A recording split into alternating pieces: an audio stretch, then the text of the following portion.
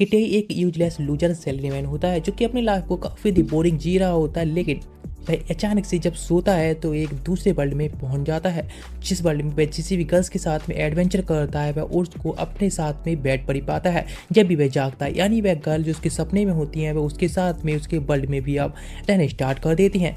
बेशक वह सपनों में अपनी एक फैंटेसी लाइफ जी रहा होता है और यहाँ पर एक रियल लाइफ, लेकिन हर किसी के पास में अपने खुद के एक सीक्रेट्स भी होते हैं, इसीलिए केटे के पास में भी खुद का सीक्रेट होता है। हाँ, वह इतना ज़्यादा गुड लुकिंग नहीं होता है, ना ही उसकी लाइफ इतनी ज़्यादा फैंटास्टिक होती है, वह केवल एक लोली बोरिंग लाइफ को जी रहा होता है। लेकिन जब से ये सब स्टार्ट हुआ है तब से उसकी लाइफ ने काफी अच्छा एक टर्न लिया होता है। दिखाया जाता है केटे अपने ऑफिस में होता है और टाइम हो रहा होता है घर जाने का, तो उसके कलीग्स पूछते हैं क्या तो हमारे साथ में पार्टी करने के लिए चलना चाहोगे, लेकिन वह मना कर देता है और हाँ वह कहता है उसकी कोई हॉबी वगैरह भी नहीं है, इसीलिए वह घर जाना पसंद करेगा। जैसे घर आया होता है तो अकेला ही घर में रहता है, लेकिन फिर भी वह टाइम पर घर आना पसंद करता है। वैसे अपने प्रमोशन के लिए वह काफी हार्ड वर्क कर रहा है, लेकिन फिर भी इस तरह से अकेले रहने के बाद भी उसको कोई दिक्कत महसूस नहीं होती है। सेम टाइम पर अपने एक लंच बॉक्स तैयार करता है, अपने बेड के पास में प्रिपेयर करके रख लेता है। पता नहीं ऐसा क्यों करता है कि रात में लंच बॉक्स प्रिपेयर करके रखता है, लेकिन बेड पर जाता है और सो जाता है और सोचने लगता है अपनी फैंटेसी लाइफ के बारे में, बिकॉज वह हमेशा से बचपन से फैंटेसी लाइफ की काफी सारी बुक्स पढ़ती हुआ आया है, बहुत सारे एडवेंचर्स के बारे में सोचते आया है कि शायद वह भी एक दिन दूसरे वर्ल्ड में जा पाए, इस तरह की लाइफ को एडवेंचर तौर पर जी पाए। लेकिन अचानक से वह सपने में चला जाता है जहाँ पर कि जब वह जागा होता है तो एक दूसरे वर्ल्ड में होता है और जहाँ पर कि वह एक एडवेंचर के तौर पर होता है और यहाँ उसकी जो एज होती है असली वर्ल्ड से काफ़ी अधिक कम होती है और यहाँ पर सुबह हो रही होती है, तो समझ जाता है मतलब अभी से पूरा दिन उसके पास में है। इस तरह से आस पास में घूमना स्टार्ट कर देता है जहाँ पर काफ़ी सारे मॉन्स्टर मिलते हैं, उन सभी को हंट करता है और आस पास में एक्सप्लोर भी करता है जहाँ उसे एक जाइंट ऑर्क मिलता है, जिससे तुरंत ही डर कर पीछे चला जाता है और कहता है हाँ ये काफ़ी ज़्यादा डरावना है, लेकिन फिर भी ये जो वर्ल्ड है इसकी ब्यूटी तारीफ करने लायक है, ये ब्यूटीफुल है। नेक्स्ट अपने मुंह को साफ कर रहा होता है नदी के पानी से और तभी उसके पास में एक गर्ल आती है और जो कि केटाई को काजुही ने नाम से बुला रही होती है और उसको ग्रीट करती है गुड मॉर्निंग। वह भी उसको एक मरी नाम से बुलाता है और जो कि एक एल्फ होती है और इस जंगल में रह रही होती है। वह बताते हुए यहीं पर अभी रह रही है, वह काफी खुश होता है और उसे इंट्रोडक्शन कराता है और वह उससे बात करता है। उसे थोड़ा टाइम और बात करता है तो पता चलता है कि वह आस पास में अभी जंगल में अभी भी वहीं पर रह रही है। इसके बाद बताता है उसका जो काजुही नाम है वह उसका फर्स्ट नाम है, यानी काजुहियो केटाई, जो उसका नाम उसको पहले से मिला हुआ है, लेकिन अभी उसको इतना पसंद भी नहीं करता है। नेक्स्ट वो उससे पूछता है कि वैसे वह रुइंस में जा रहा है तो उसके साथ में भी एक्सप्लोर करने के लिए जाना चाहेंगे, लेकिन वह कहती है तुम्हारे साथ में ऐसी इन्विटेशन को केवल एक ह्यूमन गर्ल ही एक्सेप्ट कर सकती है, उसे कोई शौक नहीं है। लेकिन वह थोड़ा ऑकवर्ड होते हुए कहता है अरे मैं सोच रहा था ये तो मेरे साथ में इस बार चलो तो मैं तुम्हें एक लंच बॉक्स खिलाऊंगा। इस वजह से उसके कान होते हैं फड़कने लगे होते हैं और कहती है तुम इतनी ज़्यादा रिक्वेस्ट कर रहे हो तो ठीक है मैं तुम्हारे साथ जाने के लिए तैयार हूँ। वे जा रहे होते हैं नाजो रुइंस के अंदर और नाजो रुइंस अब एक अंडरग्राउंड में एक पूरी की पूरी सिटी है जो कि हजारों साल पहले की एक हिस्ट्री क्रिएट हुई है। हजारों साल पहले की बात है कि पूरी की पूरी सिटी अचानक से कैसे अंडरग्राउंड में आ गई, जो कि ऐसा कुछ हो गया इतना ज़्यादा हाई लेवल मैजिशियन वाला वर्ल्ड होने के बाद भी ये सब ऐसा कुछ हो गया, लेकिन कोई कुछ कर भी नहीं पाए। सच में काफ़ी बड़ी एक मिस्ट्री होती है। लेकिन अभी वे लोग जाने के लिए तैयार होते हैं, लेकिन इस बात में मरिको को ज़्यादा इंटरेस्ट नहीं होता है, वह केवल एक्सप्लोर करने पर ज़्यादा ध्यान दे रही होती है। अभी वह केटे के साथ में आई होती है, इसीलिए नेक्स्ट वे लोग जैसे एंट्री ले रहे होते हैं तुरंत ही वो उसकी तरफ देखती है और कहती है कि अपनी इन आंखों का कुछ कर सकता है, लेकिन वह कहती है मेरी नेचुरल है मैं इसमें क्या कर सकता हूँ। नेक्स्ट अंदर तरफ जाते हैं जहाँ पर कि अपना मैजिक बॉन्ड को उठाती है और तुरंत एक मैजिक करती है जिससे सब में लाइट अप हो जाता है और जब आसपास में देखता है तो आसपास की जो जगह होती है वह काफी ज्यादा ही अच्छी होती है। हाँ बेशक एक सिटी है जो कि एक लग्जरी सिटी रह चुकी है, तो इसीलिए ये सब देखना काफी आसान है और ये सब इतनी अच्छी बिल्डिंग्स मिलना काफी ज्यादा नॉर्मल भी है। जैसे इस तरफ जा रहे होते हैं वह बात कर रहे होते हैं इसी सिटी के बारे में, तभी उनको एक जगह मिलती है जहाँ पर कि वह रेस्ट कर सकते हैं। तो वह कहते हैं लंच करना ठीक रहेगा ना। लंच की बात ही होती है, इतनी खुशी होती है मरी के लिए कि जैसे कि भाई उसकी अब तक की लाइफ की सांसें अटकी थी इस चीज पर। तुरंत ही वह खाने के लिए एक्साइटेड होकर बैठ जाती है। जब वह लंच बॉक्स निकाल कर देता है, जब वह खाना ट्राई करती है उसको अब तक का बेस्ट खाना ये लगता है। कहती है तुम जो खाना बनाते हो ना वो मुझे सबसे ज्यादा बेस्ट लगता है। वह बताता है जो तुम खाना खा रही हो उसमें कुछ सुशी बोलते हैं जिसको तुम ट्राई कर रही हो। वह कहती है इतना अच्छा खाना सच में मैंने कभी भी नहीं खाया है, तुम्हारा खाना काफी अच्छा है। वह कहता है ये एक जापान का है, वैसे ये इस आइलैंड से काफी दूर है, यहाँ तक इस मैप पर भी तुम्हें हमारा देश देखने को नहीं मिलेगा। लेकिन वह कहता है तुम इतना अच्छा है तो हम नेक्स्ट टाइम जब मिलेंगे तो फिर से मैं तुमको खिला दूंगा। इस बात पर कहती है हाँ लेकिन मैं थोड़ा सी बिजी रहने वाली हूँ, बिकॉज मैं सॉर्सरी सीख रही हूँ तो थोड़ी सी बिजी होंगी। लेकिन वह कहता है कोई बात नहीं। लेकिन आगे तरफ अपनी जर्नी होती है कंटिन्यू रखते हैं, शायद उनके बीच में कुछ चल रहा है, बताना नहीं चाहते हैं। नेक्स्ट जैसे आगे तरफ जा रहे होते हैं तुरंत ही मरी पीछे से पकड़ खींच लेती है और कहती है कि तुम आगे मत जाओ, आगे देखो एक मॉन्स्टर है। वहाँ एक लिजार्ड होता है, जैसे वो उसको देखता है तो स्पीड से जाता है और उसको हाई फाई देता है। ओ ये तो अलग ही सीन निकला। वह देखकर शॉक जाती है, जो कि कोई और नहीं बल्कि पहले का उसका एक फ्रेंड कह सकते हैं, जो कि पहले मिल चुका होता है, जान पहचान अच्छी होती है, जो कि एक मॉन्स्टर लैंग्वेज में बात कर रहे होते हैं। पूछ रहा होता है मरी के बारे में, तो मरी को बताता है उसके लंच बॉक्स के लिए ही उसके साथ में आई है। मतलब इस तरह से सारे अच्छी बेइज्जती कर देता है उसकी। लेकिन नेक्स्ट बेल उससे थोड़ी सी बात करते हैं और वापस आ जाता है। मरी कहती है कि तुम मॉन्स्टर लैंग्वेज बात करना जानते हो। मैं कहता हाँ, मैं 3 साल तक मेहनत की है इस लैंग्वेज को सीखने के लिए। काफी सारे मॉन्स्टर मेरे ऊपर अटैक कर दिया था, इसीलिए अब इसको जानता हूँ। पूछती आखिर उसने क्या कहा, तो बताता है कि उसने हमको सावधान रहने के लिए कहा है, बिकॉज अभी ड्रैगन स्पॉन्डिंग का टाइम है, इसीलिए अंदर ड्रैगन है, वह काफ़ी अधिक गहराई में सो रहा है। वह कहती है हाँ, तो फिर काफ़ी खतरनाक है, बिकॉज स्पॉन्डिंग का टाइम सबसे ज़्यादा ही क्रिटिकल टाइम होता है ड्रैगन के लिए। लेकिन वह तो उस ड्रैगन के एक्स को देखना चाहता है। वह कहती है वैसे तुम्हें पता ही कितना खतरनाक हो सकता है, इस टाइम पर ड्रैगन सबसे ज़्यादा ही सेंसिटिव होते हैं। लेकिन वह उसकी बात कहाँ सुन रहा होता है। नए जिस तरह से आज तक चले जाते हैं, वह केव के अंदर आ चुके होते हैं, जो केव काफ़ी अधिक अलग और थोड़ा अलग रोशनी सी होती है, उसमें उसको कुछ नहीं दिखाई देता है। तो इंचांटेड मैजिक दिखाती है, उसकी आई साइड थोड़ी सी और ग्रो कर देती है, जिस सामने पता चलता है एक ड्रैगन बैठ कर सो रहा होता है। वह कहती है ड्रैगन है, तुम सावधान रहना चाहिए। ड्रैगन ऐसे टाइम पर सोते टाइम केवल जो सांस ले रहा होता है उससे भी मैजिक कर सकता है। उनकी आवाज़ जैसे अचानक से ड्रैगन होता है, थोड़ी सी अपनी आंखें खोलकर देखता है और थोड़ा सा ग्लो होने लगा होता है, और इसलिए तुरंत ही वह कैटे को पकड़ लेती कमर से, जिससे कि स्केप करने के लिए तैयार हो। लेकिन थोड़ी सी प्लस करते हैं, इसके बाद गेट तरफ जाने की सोचते हैं स्केप करने के लिए, तो अचानक से धड़ाम के साथ में गेट होता है, बंद हो जाता है। वे लोग अभी वहीं पर फंस चुके होते हैं। ड्रैगन तुरंत ही जाग जाता है और एक फायर ब्रीथ के साथ में उनको अटैक कर देता है। नेक्स्ट अचानक से जागता है तो अपने वर्ल्ड में होता है, जहाँ पर कि मरी होती है, उसकी बेड पर सो रही होती है। देखकर तो शौक जाता है कि यहाँ पर क्या कर रही है। जब वह भी जागती है तो उसके साथ थोड़ा सा स्पेस बनाता है। फिर नेक्स्ट आ जाता है एक मॉल में, जिससे कि मरी के लिए वह कुछ क्लॉथ खरीद सके, लेकिन अभी भी सोच रहा होता है आखिर वह उसके साथ में इस वर्ल्ड में आ कैसे गई। नेक्स्ट अगर वापस आता है तो देखता है केटे एक विंडो के सामने खड़ी होती है, बाहर तरफ देख रही होती है। तुरंत ही वह अंदर आने के लिए कहता है, क्लॉथ चेंज करती है, जिसके बाद वो उसके साथ बाहर घूमने चले जाते हैं, जहाँ पर एक रेस्टोरेंट में उसको लेकर आया होता है। उसको यहाँ का फूड तो पहले से पसंद था लंच बॉक्स में देखकर, लेकिन जो फूड उसने ऑर्डर किया होता है उसको देखने के बाद तो उसकी आंखों में चमक आ जाती है, बिकॉज फूड होता है वह काफ़ी लग्जरी दिख रहा होता है, उसके लिए काफ़ी टेस्टी लग रहा होता है, इसलिए वह तुरंत ही ट्राई करती। जैसे जैसे वह बता रहा होता है उसको काफ़ी पसंद आया होता है। नेक्स्ट वह आया होता है उसको आसपास घुमाने के लिए, यहाँ पर चेरी ब्लॉसम के काफ़ी सारे पेड़ होते हैं, जिसको देखकर वह काफ़ी खुश होती है। सच में कितने ज़्यादा ब्यूटीफुल है। वह बताने लगता है जापान के अंदर एक सकूरा मौसम होता है, यानी सकूरा टाइम, जो कि हर साल ही आता है, और जिससे कि यहाँ पर काफ़ी सारी चेरी ब्लॉसम को इस तरह से पेड़ों को खिलते हुए देखते हैं, सच में ब्यूटीफुल होता है। नेक्स्ट इस तरह से और टाइम बिताते हैं, और एक फेस्टिवल टाइम दिख रहा होता है शाम टाइम, जो काफ़ी ब्यूटीफुल माहौल होता है। वह सच में इसको काफ़ी एंजॉय कर रही होती है, और बताता है इस वर्ल्ड के अंदर कोई मॉन्स्टर्स नहीं पाए जाते हैं, ये वर्ल्ड बिना किसी मॉन्स्टर का है। ये सुनकर वह शॉक्ड जाती है। यहाँ पर लोग सच में काफ़ी हैप्पी लग रहे हैं, लेकिन वह कहता है ये वर्ल्ड फिर भी पीसफुल नहीं है, यहाँ पर भी और भी वॉर वगैरह होती रहती हैं बिना मॉन्स्टर होने के बाद भी। लेकिन जब वह बात कर रही होती है उसके चेहरे को देखता है, जो उससे पहले से काफ़ी ज़्यादा ब्यूटीफुल लग रही होती है। ये देखकर वह शॉक्ड जाता है। इस बात से वह ब्लश करने लगी होती है और सोचती है कि शायद वह इस वर्ल्ड से अब अपने वर्ल्ड में कैसे वापस जा पाएगी, या फिर शायद हमेशा के लिए पर भी अटकी रह सकती है। वह कहते चिंता करने की कोई बात नहीं, वो उसका हमेशा ख्याल रखिएगा और पूरी जापान में वह सब जगह उसको घुमाएगा, जिससे कि उसको बोर नहीं होने देगा। लेकिन फिर वह कोई ना कोई रास्ता ढूंढ लेगा जिससे कि उसको वापस उसके घर भेज सके। नेक्स्ट वे लोग वापस आ चुके होते हैं पूरा टाइम घूमकर। जब आई होती है तो काफी एक्साइटेड होती है आसपास में सब देखने के बाद। घर आने के बाद वे काफ़ी खुश होती है, तो उससे पूछता है कि वह बात लेना पसंद करेगी। हाँ, ऑफकोर्स इस वर्ल्ड में आ गई तो यहाँ की ज़्यादा जानकारी नहीं होती, लेकिन जब वह देखती है कि यहाँ पर बात भी घर के अंदर ही है, ये सच में काफ़ी एक्साइटेड होता है उसके लिए। इस चीज़ से वह काफ़ी खुश होती है और काफ़ी लग्जरियस चीज़ें ये सब लग रही होती हैं।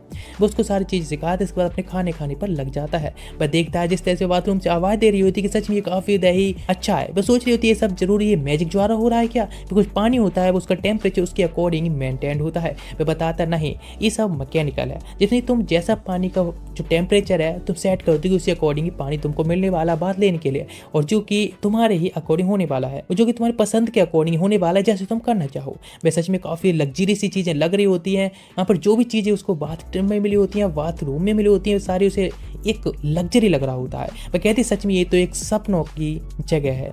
लेकिन नेक्स्ट अपना खाना बना रहा होता है, उसके सोच रहा होता है भी इस वर्ल्ड में आने के बाद इतनी जल्दी इन चीज़ों के आदी नहीं हो सकती है। इधर मरी सोचने लगती है कि जब कैटाई ने कहा था कि तुम यहीं पर रहोगी तो मैं तुमको पूरे वर्ल्ड में घुमाऊंगा, यानी पूरी जापान में घुमाऊंगा और तुम कभी बोर नहीं होने दूंगा। सच में उसके लिए काफ़ी एक्साइटिंग भरे शब्द थे, इसीलिए वह काफ़ी हैप्पी होती है। नेट बात लेने के बाद बाहर आती है तो देखते हैं कैटी होता है कुछ खाना बना रहा होता है, देखकर वह खुशबू से ही कहने लगती है, सच में क्या बना रही हो, इतना डिलीशियस लग रहा है। वह कहता है तुम थोड़ा सा वेट करो, टेबल पर बैठो, मैं खाना लेकर आता हूँ। लगभग प्रिपेयर हो ही चुका है। नेक्स्ट बैठे होते हैं यहाँ पर कि वह खाना खाती है, उसे काफ़ी ज़्यादा ही अच्छा लगता है। वह कहता है अभी कुछ मीट भी बचा है जिसको मैं तुम्हें लंच बॉक्स के तौर पर प्रिपेयर कर दूंगा जब हम दूसरे वर्ल्ड में वापस जाएंगे। तो मरी कहते हो इसीलिए तो तुम इतनी ज़्यादा कुकिंग को पसंद करते हो, लेकिन वैसे तुम दूसरे वर्ल्ड में लंच बॉक्स कैसे ले जाते हो। तो कहता है जस्ट मैं लाइट को बंद कर देता हूँ, लेकिन मैं जिस वर्ल्ड में कुछ भी चीज़ नहीं ले आ पा रहा हूँ, जैसे कि कोई भी चीज़ या फिर पेन वगैरह भी, एक छोटी चीज़ को मैं उस वर्ल्ड में नहीं ले आ सकता हूँ। एक लंच बॉक्स एक लौता है जो कि मेरे साथ में चला जाता है। उसी सच में काफ़ी मिस्टीरियस लग रहा होता है, लेकिन यहाँ से वापस जाने के बाद उनको कोई रास्ता ढूंढना होगा जिससे कि वो उस ड्रैगन से भी उस केव से निकल सके। भाई कहने लगता है कैसा रहेगा हम उस एक्स को लेने के बाद ड्रैगन को धमकाएं हम यहाँ से सेफ जाने के लिए। मरी इस चीज़ के लिए मना करती है, भी कोई ड्रैगन कह दी एक्स के लिए या फिर उसके नेक्स्ट डे कोई उसे धमकाएगा तो पूरे वर्ल्ड में कहीं पर भी उसको नहीं छोड़ने वाली, उसका बदला जरूर लेते, उसे खत्म करके मानती है। बिकॉज इस तरह के काफी सारे मामले पहले देखने को मिले हैं कि वे एक ह्यूमन फॉर्म में कन्वर्ट होने के बाद ही पूरे वर्ल्ड का ट्रैवल करती है जिस व्यक्ति ने ऐसा कुछ करने की ट्राई की और उसको खत्म किया हो। ऐसे मामले के बारे में पहले सुनने को मिल चुका है। नेक्स्ट नाइट हो चुकी होती है जहाँ पर मरी बेड पर पहुंच चुकी होती है, जहाँ पर कि उन दोनों ने पहले डिस्कस किया होता है कि हम अपने इस थ्योरी को दोबारा से चेक करेंगे कि एक साथ में सोने के बाद क्या हम दोबारा से उसी वर्ल्ड में वापस जा पाएंगे, बिकॉज पहले भी हम साथ में ही थे इसीलिए इस वर्ल्ड में आ पाए थे। नेक्स्ट वे दोनों एक दूसरे को पकड़ते हैं, वहीं पर धीरे धीरे करके नींद में सो चुके होते हैं जिससे कि दूसरे वर्ल्ड में जा पाएँ। और सेम होता भी है, एक साथ में होते हैं इसीलिए एक साथ में दूसरे वर्ल्ड में पहुंच चुके होते हैं जहाँ पर वो उसी केव के अंदर होते हैं जिस ड्रैगन केव के अंदर वो पहले थे। बात ही कर रहे होते हैं, उससे पहले वो ड्रैगन फिर से आता है और अटैक कर देता है अपने टेल से, जिसके साथ में वे बस मरते मरते बचते हैं। तो तुरंत ही मॉन्स्टर लैंग्वेज से बात करना स्टार्ट करता है ड्रैगन से कि माफ करना, हम लोग अपनी क्यूरियोसिटी की वजह से तुम्हें यहाँ पर डिस्टर्ब कर दी इस केव के अंदर। मेरी बहुत क्यूरियोसिटी थी कि ड्रैगन एक्स को देखने की, ये तो मेरी वजह से यहाँ पर आकर फंस चुकी है, इसलिए माफी मांगते हैं। और तुरंत ही वो एक कोक की बोतल निकालता है और कहती है एक पीस के तौर पर एक सिंबल है। तुरंत ही बोतल को ओपन करता है, उसके लिए ड्रिंक करने के लिए ड्रैगन की तरफ ऑफर करता है। ड्रैगन उसकी पूरी बात को सुनता है, जिस तरह से वो ड्रैगन लैंग्वेज में बात कर रहा होता है। ये बात सुनकर मरी भी शॉक्ड होती है। जैसे ड्रैगन उस बोतल की स्मेल को चेक करता है वो तुरंत ही उसको एक्सेप्ट कर लेता है और यदि ऐसी बात है तो उसको छोड़ देता है, माफ कर देता है उसकी गलती के लिए। ये सुनकर मरी खुश होती है कि लगभग हम मरते मरते अभी सर्वाइव कर पाए हैं। अचानक से पूरी जो केव होती है फिर से लाइट अप होना स्टार्ट हो जाती है और ड्रैगन उनको एक ऑफर भी देता है कि तुम ड्रैगन एक्स देखना चाहते थे या नीचे आकर देख लो। तुरंत ही उसको एक्सकॉर्ट करता है। लोग जब ड्रैगन एक्स को देखते हैं काफ़ी अधिक बॉर में होते हैं, वह काफ़ी अधिक क्यूरियोसिटी के साथ में उनको दोनों लोग ही देख रहे होते हैं। अचानक से ड्रैगन कहता है मुझे कुछ अलग प्रेजेंस महसूस हो रही है, तुम्हारे साथ में क्या है। तो वो क्या लगता है मुझे माफ करना है, मेरे साथ में कुछ खाना है, यानी वह लंच बॉक्स प्रिपेयर करके लाया था। उसकी जो स्मेल होती है इतनी अच्छी होती है कि वह ड्रैगन को पसंद आई होती है, लेकिन इतना कुछ या ड्रिंक की बोतल हो या फिर इतना सा खाना हो उसके पेट में क्या ही हो पाएगा। वह कहता है इस बात की कोई चिंता की बात नहीं है। तुरंत ही वह अपनी एक ह्यूमन फॉर्म को क्रिएट करता है जो कि मतलब एक फीमेल ड्रैगन इसलिए क्रिएट करती है और जिसके बाद आसानी से कुक भी एंजॉय कर सकती है और वह खाने भी को भी खा सकती है। वह क्या लगती है नेक्स्ट चिंता की बात नहीं है, मैं इससे एंजॉय कर सकती हूँ। नेक्स्ट जैसे खाने को ट्राई करती है उसको इतना पसंद आया होता है कि इस वर्ल्ड का ये खाना ही नहीं है। वह कहती है पूरी ह्यूमन टेरिटरी को अपने कब्जे में कर लेगी, जिसके बाद सारे खाने की सप्लाई अपने लिए कर लेगी। वह कहता है ऐसा कुछ करने की कोई ज़रूरत नहीं है, तुम बस इसको एंजॉय कर सकते हो, वैसे भी यहाँ का है नहीं है। तुरंत ही उसके लिए कोई जूस ऑफर करता है। वह काफ़ी खुश होती है बिकॉज ये खाना ड्रैगन के लिए काफ़ी प्रीशियस होता है, इसीलिए वह तुरंत ही उसको इसके बदले में ड्रैगन स्केल देने के लिए तैयार होती है। और तुरंत ही उसकी जो प्लेट खाली हो जाती है तो उसको भरने के लिए कहती है, लेकिन उसके पास खाना नहीं होता है। तो कहती है ये लो एक ब्लू क्रिस्टल है जो कि मेरे ब्लड से बना हुआ है और बताती है इससे कोई भी इंजरीज को या बीमारी को तुम आसानी से ही हील कर सकते हो। ये सच में काफ़ी प्रीशियस है। नेक्स्ट टाइम जब फ्यूचर में मिलना तो मेरे लिए लंच बॉक्स जरूर लेकर आना। तो उसके लिए बाय कह दिया और वे लोग बाय करके निकल जाते हैं। मेरी सोच रही होती है इस तरह से एक छोटे से खाने के लंच बॉक्स के बदले में हमारी लाइफ बच चुकी है, सच में कितना प्रीशियस है। नेक्स्ट इस तरह से बात करते जा रहे होते हैं और नेक्स्ट बता रही होती है ह्यूमंस को इस केव के बारे में पता चल गया कि यहाँ पर ड्रैगन है तो बहुत सारे लोग इसको यहाँ से चुराने की ट्राई कर सकते हैं, अटैक भी कर सकते हैं। मैं कहता लेकिन इस तरह से ह्यूमंस है इस जगह के सारे खत्म कैसे हो गए। तो ताती शादी पहले की एक कहानी वगैरह है जिसको बताती है काफ़ी सारे ह्यूमंस ने एक ड्रैगन केव को देखा जिसमें उन्होंने अटैक करने की ट्राई की उसके एग चुराने के लिए, उसको मारने के लिए, लेकिन उस ड्रैगन ने सभी लोगों के लिए जलाकर राख कर दिया। जिसके बाद से ड्रैगन था ड्रैगन नेक्स्ट तौर पे यहाँ पर रहने लगी है और इसी जगह में केवल ड्रैगन ही रहती है। नेक्स्ट पे जो स्टोन होता है उसको वह उसकी बैग में रख देती है और कहती है तुम्हारे साथ में ये काफी सेफ रहेगा, लेकिन वे कहते यदि खो गया तो कहते यार होगा तब देखा जाएगा। लेकिन नेक्स्ट वासी पे जाने लगे होते हैं। शायद ड्रैगन के जो चाइल्ड होंगे उनके साथ में हम यहाँ पर टाइम स्पेंड करने के लिए आ सकते हैं। हाँ दोनों के लिए काफी एक्साइटमेंट होता है इस चीज के लिए, लेकिन वे कहते हैं कि मैं अपने खाने के लिए काफी मिस कर रही हूँ बिकॉज बिकॉज मैं अपने लंच बॉक्स को इस बार स्किप कर चुकी हूँ, इसीलिए मुझे बहुत मिस हो रहा है। मैं कहता है ठीक है, लेकिन नेक्स्ट टाइम वो उसको लेकर आएगा। और वैसे अभी उसको जाना होगा अपने वर्ल्ड में, तो उसके लिए उसे सोना है, बस कहीं पर भी सो जाए, कोई दिक्कत वाली बात नहीं है। भाई विलेज जाना चाहती है तो अपने इन पर उसे छोड़ने के लिए तैयार होता है, लेकिन जब जाने के लिए तैयार होता है अपने वर्ल्ड में और गुड बाय कह रहा होता है, तो कहती बेबी वैसे जैपनीज वगैरह सीखनी चाहती तुम्हारे साथ में। तुरंत ही भी उसको उसके विलेज में छोड़ने के लिए चला जाता है, जिससे कि वह वहाँ से अपने वर्ल्ड में भी जा सके। नेक्स्ट इस तरह से सीन चेंज होता है मॉडल वर्ल्ड में, जहाँ पर कि पहली बार मिस्टेकली जैसे वह मरी को लेकर आया था इस वर्ल्ड में, तब से वह जैपनीज सीखना चाहती थी, इसीलिए इस वर्ल्ड में रह रही है। जब अपने काम पर जाता है तो अपने घर पर जैपनीज सीख रही होती है, यहाँ पर ऑडियो को भी सुन रही होती है टीवी पर, जिससे कि वो उसको सीख सके। लिखना भी काफी फास्ट सीख चुकी होती है जैपनीज। जब अगर देख रहा होता है उसको इतना ज्यादा बिजी, तो उसको डिस्टर्ब नहीं करता है। नेट जैसे भी कैटे को देखती है तुरंत ही उसको हैप्पीली ग्रीट करती है और कहती मैंने तुमको देखा ही नहीं। वह कहते मैं बस तुमको डिस्टर्ब नहीं करना चाहता तुम्हारी स्टडी में। बताता है कि मुझे कुछ मीट मिला जो डिस्काउंट पर, इसलिए मैं आज तुमको ये खिलाने वाला हूँ। कहते क्या सच में? लेकिन क्या उस ड्रिंक करने के लिए? तो कहता ऑफ कोर्स मेरे पास में कुछ वाइट वाइन वगैरह है, तो क्या तुम पीना पसंद करोगे? वह कहती हाँ, मैं थोड़ा टेस्ट करेगी, ज़्यादा उसे ड्रिंक वगैरह की मतलब नहीं पी मिलेगी। वह कहते ठीक है। नेक्स्ट और भी कुछ खाना प्रिपेयर करने वाला होता है, लेकिन तुरंत ही वह उसको जैपनीज में अपने इंस्ट्रक्शन देती है। वह कहता वाओ सच में तुम जैपनीज ग्रामर को काफ़ी चीज़ सीख रही हो।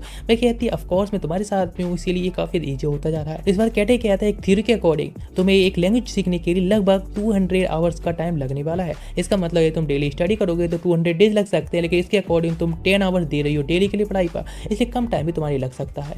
मैं कहती शायद मैं 2 मंथ में ये सब सीख सकती हूँ, बिकॉज तुम भी मेरे साथ में जैपनीज में कन्वर्सेशन करने के लिए हो, और रिसर्च में उसके लिए काफी टाइम बचाने के लिए है। नेक्स्ट व्हाइट वाइन को अपने पोर करता है एक गिलास के अंदर, जिसके बाद उसके पास जाता है और कहता है क्या तुम इसको स्मेल लेना पसंद करोगे? तुरंत ही उसकी स्मेल लेने की ट्राई करती है और कहती है सच में स्मेल काफी अच्छी है। वह कहता है मैं बात कर रहा था वाइन की। वह तुरंत ही प्लस करने लगती है। नेक्स्ट भी लोग खाने के लिए बैठ जाते हैं, जहाँ पर जैसे वह खाने को ट्राई करती है उसको वह काफी पसंद आया होता है। कहती सच में ये काफी लवली है। वह कहती काफ़ी अच्छा है ना, तो तुम्हें ड्रिंक को भी एक बार ट्राई करना चाहिए। वह उसको ड्रिंक करती है और कहती सच में अब तक की जो बेस्ट चीज़ मैं यहाँ पर खा रही हूँ उसके लिए तुम्हारे लिए मेरे दिल से 1000 बार थैंक यू। वह सुनकर खुश होता है। वह कहती सच में यहाँ पर मैं हूँ और ये सब कर रही हूँ, मेरे लिए काफ़ी हैप्पी बात है, और जो खाना मैं खा रही हूँ उसके लिए तुम्हें थैंक यू कहकर भी इस बात को खत्म नहीं कर सकती हूँ। लेकिन वह कहती है इस वर्ल्ड की काफ़ी सारी चीज़ें हैं जो कि मैं नहीं समझ सकती, और ना ही मैं इसके बारे में ज़्यादा कुछ बता सकती हूँ। मतलब उसको यहाँ ऑफकोर्स इसका जो कल्चर है जापान का इतनी ना अडॉप्ट कर सकती ना इसके बारे में जान सकती, इसलिए कह रही होती है। लेकिन पूछती है वैसे वो चीज़ें थी जो तुम लेकर आए थे कि इस वर्ल्ड में साथ में ले गए? तो वह कहता नहीं, वे सारी चीज़ें उसके साथ में वहीं पर कपड़ों के साथ में रह जाती हैं। जब वह वहाँ पर वापस जाएगा तो सारी चीज़ें उसको अपने आप ही मिल जाएंगी। वह कहते हैं कि ऐसा नहीं होगा कि तुम्हारे कपड़े रह गए तो कोई और तुम वहाँ से चुरा कर ले जाए। वह कहता नहीं, ऐसा कुछ कभी भी नहीं हुआ है। मैं जब जाता हूँ तो मेरे जो क्लॉथ्स है ना इस वर्ल्ड में कोई देख सकता है ना वहाँ पर, जब तक मैं नहीं जा रहा हूँ, इसलिए सब कुछ सेफ है। वह कहती शायद कोई और है जो कि तुम्हारे लिए सब चीजों को मैनेज कर रहा है। और केटी पूछता है वैसे तुम काफी सारे और प्लेसेस पर जाना चाहती तो उसके बारे में क्या? तो वह कहते नहीं वैसा नहीं कर सकती, बिकॉज अभी उसको काफी सारे एंशिएंट मैजिक पर रिसर्च पेपर भी तैयार करने जो उसको सबमिट भी करने होंगे। वह कहता है वैसे तो क्या तुम्हें एंशिएंट मैजिक स्टोन्स के बारे में पता है क्या? वह कहती नहीं, इसके बारे में एक मिथ माना जाता है, अब तक किसी नहीं देखे हैं, लेकिन जब ड्रैगन्स सच में होते हैं तो शायद वह भी हो सकते हैं। वह कहने लगता है वैसे एंशिएंट पीक रूइंस के बारे में क्या तुम्हें पता है? वह कहने लगती है हाँ चलो हम ट्रिप करते हैं, और जिसके बाद वहाँ पर जाने के लिए तैयार हो जाते हैं। आज रात लंच तैयार कर लेना। नेक्स्ट दोनों लोग ही बेड पर होते हैं और साथ में सो जाते हैं, जहाँ पर उनके पास में करीब 2 मंथ का टाइम होने वाला है एक साथ में रहने का, तो इसीलिए जैमरी लैंग्वेज के लिए जल्दबाजी करने की कोई जरूरत नहीं है। नेक्स्ट पहुंच जाते हैं दूसरे वर्ल्ड में, जहाँ पर एक मैप निकालता है, जहाँ पता चलता है पीक रूइंस के पास जाने के लिए उसे काफी बड़ा एक सफर तय करना होगा, जो करीब 1 वीक का टाइम लग जाएगा यदि वह नॉर्मली जाएंगे तो। इस बात से कहते हैं चिंता न करने के लिए हम टेलीपोर्टेशन भी यूज कर सकते हैं। इस चीज की थोड़ी सी घबरा रही होती है, लेकिन तुरंत ही वह मैजिक को एक साथ में एक्टिवेट करता है। दोनों लोग साथ में नीचे तरफ चले जाते हैं, जो कि एक अंडरग्राउंड टनल की तरह ही एक मैजिक काम करता है, जिससे हम किसी भी जगह पर जा सकते हैं। ये जो मैजिक है ज़्यादातर मर्चेंट यूज करते हैं, और एक दिन के अंदर एक ही बार इस मैजिक को यूज किया जा सकता है। इससे सारी डिटेल्स को तो दे रहा होता है, जिसके बाद इस पूरी टेलीपोर्टेशन के बाद कुछ टाइम के अंदर ही वो उस जगह पर पहुंच चुके होते हैं, यहाँ पर उन्हें जाना होता है। और जहाँ पर नेक्स्ट वे एक स्टोन के ऊपर एक फ्लावर को रख देता है और बताता है ये मर्चेंट का एक ट्रेडिशन है जो कि पास्ट हो चुकी है उनके लिए। नेक्स्ट आगे की तरफ जर्नी कंटिन्यू करते हैं उन रूइंस की तरफ जाने के लिए। जैसे जैसे जा रहे होते हैं यहाँ पर कि एक बहुत बड़ा एक खंडर सा पड़ा होता है। बताना स्टार्ट करते जगह पर पहले स्टोन्स की माइनिंग हुआ करती थी, जो कि एक मैजिकल स्टोन की तरह ही थे, जिनको एक ट्रीजन माना जाता था। लेकिन जैसे जैसे ये पूरी जगह थी उसको पूरे से प्रोटेक्टेड करके रखा जाता था, काफी हाई सिक्योरिटी में। लेकिन जैसे जैसे यहाँ पे स्टोन निकलना बंद हो गए तब से इस जगह को अबांडन कर दिया गया, सब लोग छोड़कर चले गए, और जिसको रूइंस के तौर पर इस तरह से खंडर में बदल गई हैं। लेकिन अभी भी इसके अंदर से काफी सारी अजीब सी एनर्जी लोगों को महसूस होती है, मालूम पड़ी। अचानक से दिखाया था मरी उसके साथ में जाने में काफ़ी थकी महसूस कर रही होती है। ये देखकर वह शॉक्ड जाता है और सोचता है कि हम थोड़ा और आगे चलें, क्योंकि मरी यहाँ पर एक एडवेंचर के तौर पर सबसे ज़्यादा एक वेस्ट एडवेंचर कह सकते हैं, इतनी कमज़ोर है। वह खुद को भी जानती है कितनी यूजलेस है। नेक्स्ट वह कहता है आगे तरफ एक शेल्टर है जहाँ पर हम थोड़ा रेस्ट कर सकते हैं। वह तुरंत आगे तरफ जाना कंटिन्यू करती है। नेक्स्ट दिखाते हैं एक गर्ल जो कि चेन द्वारा बंधी हुई होती है और उसको एक जगह एक कमरे के अंदर बंद रखा गया होता है।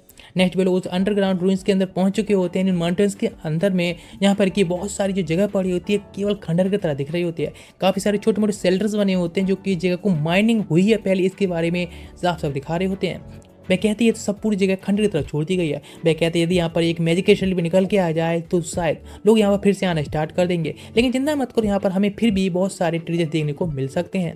नेक्स्ट भी एक जगह आ चुके होते हैं जहाँ लेकिन किटे को लग रहा होता है कि हमको कोई देख रहा है या फिर कोई चीज़ हमको देख रही है, लेकिन इस चीज़ के बारे में ना बताना चाहता है जिससे कि मरी उसके बारे में चिंता करे। नेक्स्ट वे लोग इस चीज़ को देखते हैं और आखिरकार एक जगह आकर बैठ जाते हैं जिससे कि आप लंच कर सकें, जहाँ पर कि भाई फ्राइज राइस होते हैं जो कि उसने रात भी खाए होते हैं, सेम टेस्ट के साथ उसने यहाँ पर भी बनाकर लाई होती है। ये खाकर वह काफ़ी ज़्यादा खुश होती है। फिर केटे के बारे में उसकी पावर्स के बारे में पूछना चाहती है, लेकिन पहले तो बताना नहीं चाहता, लेकिन जब उसके बारे में पता चलती है तो पता चलता है केटे ही सच में बहुत ज्यादा पावरफुल, इतनी ज्यादा हाई लेवल की स्टेट्स उसने कभी भी किसी के भी नहीं देखे थे। लेकिन वह देखता है मरी के जिसके स्टेट्स होते हैं वह काफी लो होते हैं, लेकिन वह काफी हार्ड वर्क करती है और वह एक बार में ही अपने मैजिक सोर्सरी को और अपने स्वॉर्डमैनशिप को प्रैक्टिस करती है, इसलिए जो प्रोग्रेस है उसकी भी थोड़ी स्लो है, लेकिन वह मैजिक कास्ट करने में सच में काफी अच्छी है।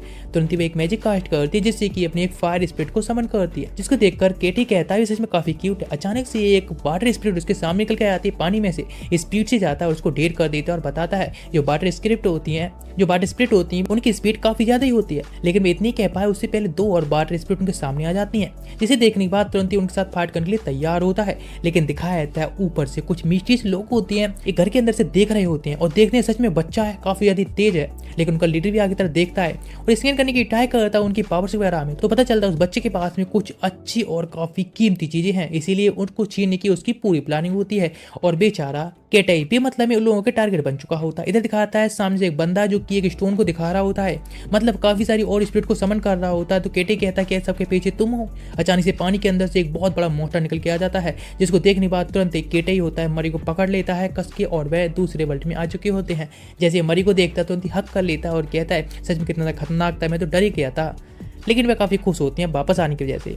वह कहता है वैसे अभी हम मरते बचे हैं, लेकिन कहता है अभी वैसे कल सैटरडे है तो इसीलिए हम लोग कल आराम से थोड़े वेकेशन पर जा सकते हैं आसपास घूमने के लिए। मरी कहती है मुझे लगता है वे लोग होंगे जो कि तुम्हारे बैग वगैरह को तुमको ढूंढ रहे होंगे, आखिर वह कहाँ पर गया, हम लोग इस तरह से उनके सामने से गायब हो गए थे। लेकिन केटे कहता है कल सैटरडे है इसीलिए हम लोग तुम्हारे साथ में थोड़े से आसपास घुमाने के लिए ले चलता हूँ मैं, बिकॉज तुम्हारी ये फर्स्ट वेकेशन होने वाली है जब से तुम यहाँ पर आई हो। नेक्स्ट वे लोग घूमने के लिए आए होते हैं जहाँ पर मेरी देखती है कैट के लिए जिसके साथ में प्यार से बात कर रही होती है। ये देखकर कहता है ओ देखो एक एल्फ है जो कि ये कैट के साथ में बात करी, कितने ज्यादा प्यारा माहौल है। तो वह भी उससे पूछती वैसे क्या उस वाटर स्पिरिट ने तुमसे कुछ कहा था, तो वह कहता है नहीं मुझे उसके बारे में कुछ समझ नहीं आया। और जब भी स्पिरिट से बात करने की ट्राई करता है तो लगता है कि शायद वो अपनी चाइल्डहुड में चला गया है। वह कहते हैं ओह ठीक है समझ गई, लेकिन नेक्स्ट वो उसकी के लिए बाय कहती है और जिसके बाद वहां से निकल जाते हैं। और नेक्स्ट वे आई होते हैं लाइब्रेरी के अंदर, और जहाँ पर कि लाइब्रेरी को इतनी ज्यादा साफ और इतनी ज्यादा ब्राइट देखती है एकदम शॉक्ड जाती है, बिकॉज उसके यहाँ की जो लाइब्रेरी होती है काफी ज्यादा डार्क होती है। वह कहता है हाँ जो बुक्स होती है वो काफी ज्यादा प्रीशियस ट्रीजर होती है, इसीलिए यहाँ पर उनको इस तरह से रखना ठीक ही है।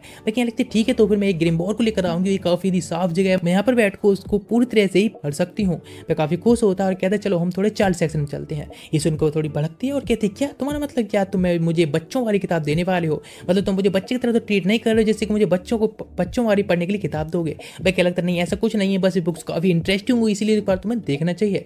मैं कहती है हाँ ठीक है तुम कह रहे हो तो ठीक है। नेक्स्ट जो चाइल्ड सेक्शन में जाते हैं जहाँ पर कुछ बुक्स दिखती है जिसमें काफी बड़ी बड़ी पिक्चर्स होती हैं और थोड़ी बहुत लिखा होता है, बिकॉज एक स्टोरी टाइप बुक्स होती हैं। मैं देखकर काफी खुश होती हूँ कि एक बुक निकालती हूँ कि एक कैट बुक होती है। बताने लगता है इस कैट के बारे में, ये उसके टाइम पर जब बच्चा था तो काफी पॉपुलर थी, और जो कि ये कैट अदर कंट्री में ट्रेवल करती है और उस टाइम पे काफी पॉपुलर थी और रेंट पर भी नहीं मिल पाती थी। लेकिन वह कहती है तो काफी अच्छी है ना, अभी इतनी ज्यादा पॉपुलर क्यों नहीं है, ये कैट सेम उसको उस जैसी लग रही है जो कि उसने थोड़ी देर पहले ही मिली थी। वह कहता क्या उसको पढ़ना चाहती है, वह कहती हाँ लेकिन इसमें से काफी सारे ऐसे लेटर्स हैं जिसके साथ में वह इतनी ज्यादा जानकारी नहीं रखती है। वह कहता है चिंता ना करने के लिए वह उसकी हेल्प करेगा, और वह काफी सारी और भी बुक्स जो तुम्हें पसंद हो उनको रेंट पर हम ले लेंगे और उन सभी को अपने साथ में ले चलेंगे, जो कि रेंट पर यानी लाइब्रेरी से कुछ टाइम के लिए बुक मिलती है जिसका किराया जाता है। तो इस चीज के लिए खुश हो जाती है और काफी सारी बुक्स एक्सेप्ट करती है, जिसके बाद जैसे वह रिसेप्शनिस्ट के पास जाता है जहाँ पर उसका नाम इचीजो होता है, और हाँ वह उसकी एक पहले की कह सकते हैं क्लासमेट या एक फ्रेंड होती है।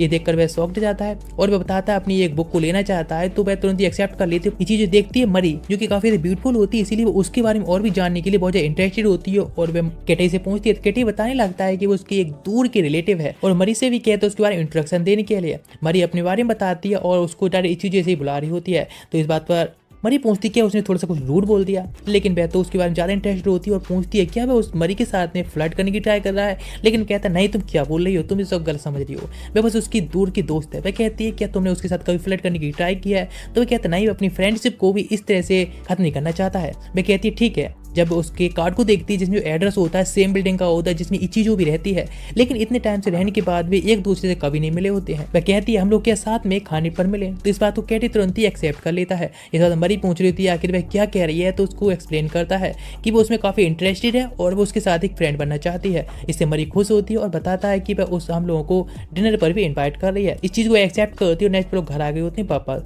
जहाँ पर उसके लिए वह कुछ करी बना रहा होता है और वह एक एनिमेशन फिल्म उसको चलाकर दिखा देता है। ये देखकर वह शॉक्ड जाती है, सोचती क्या ये कोई मैजिक है जिससे इस तरह से कैरेक्टर मूव कर रहे हैं।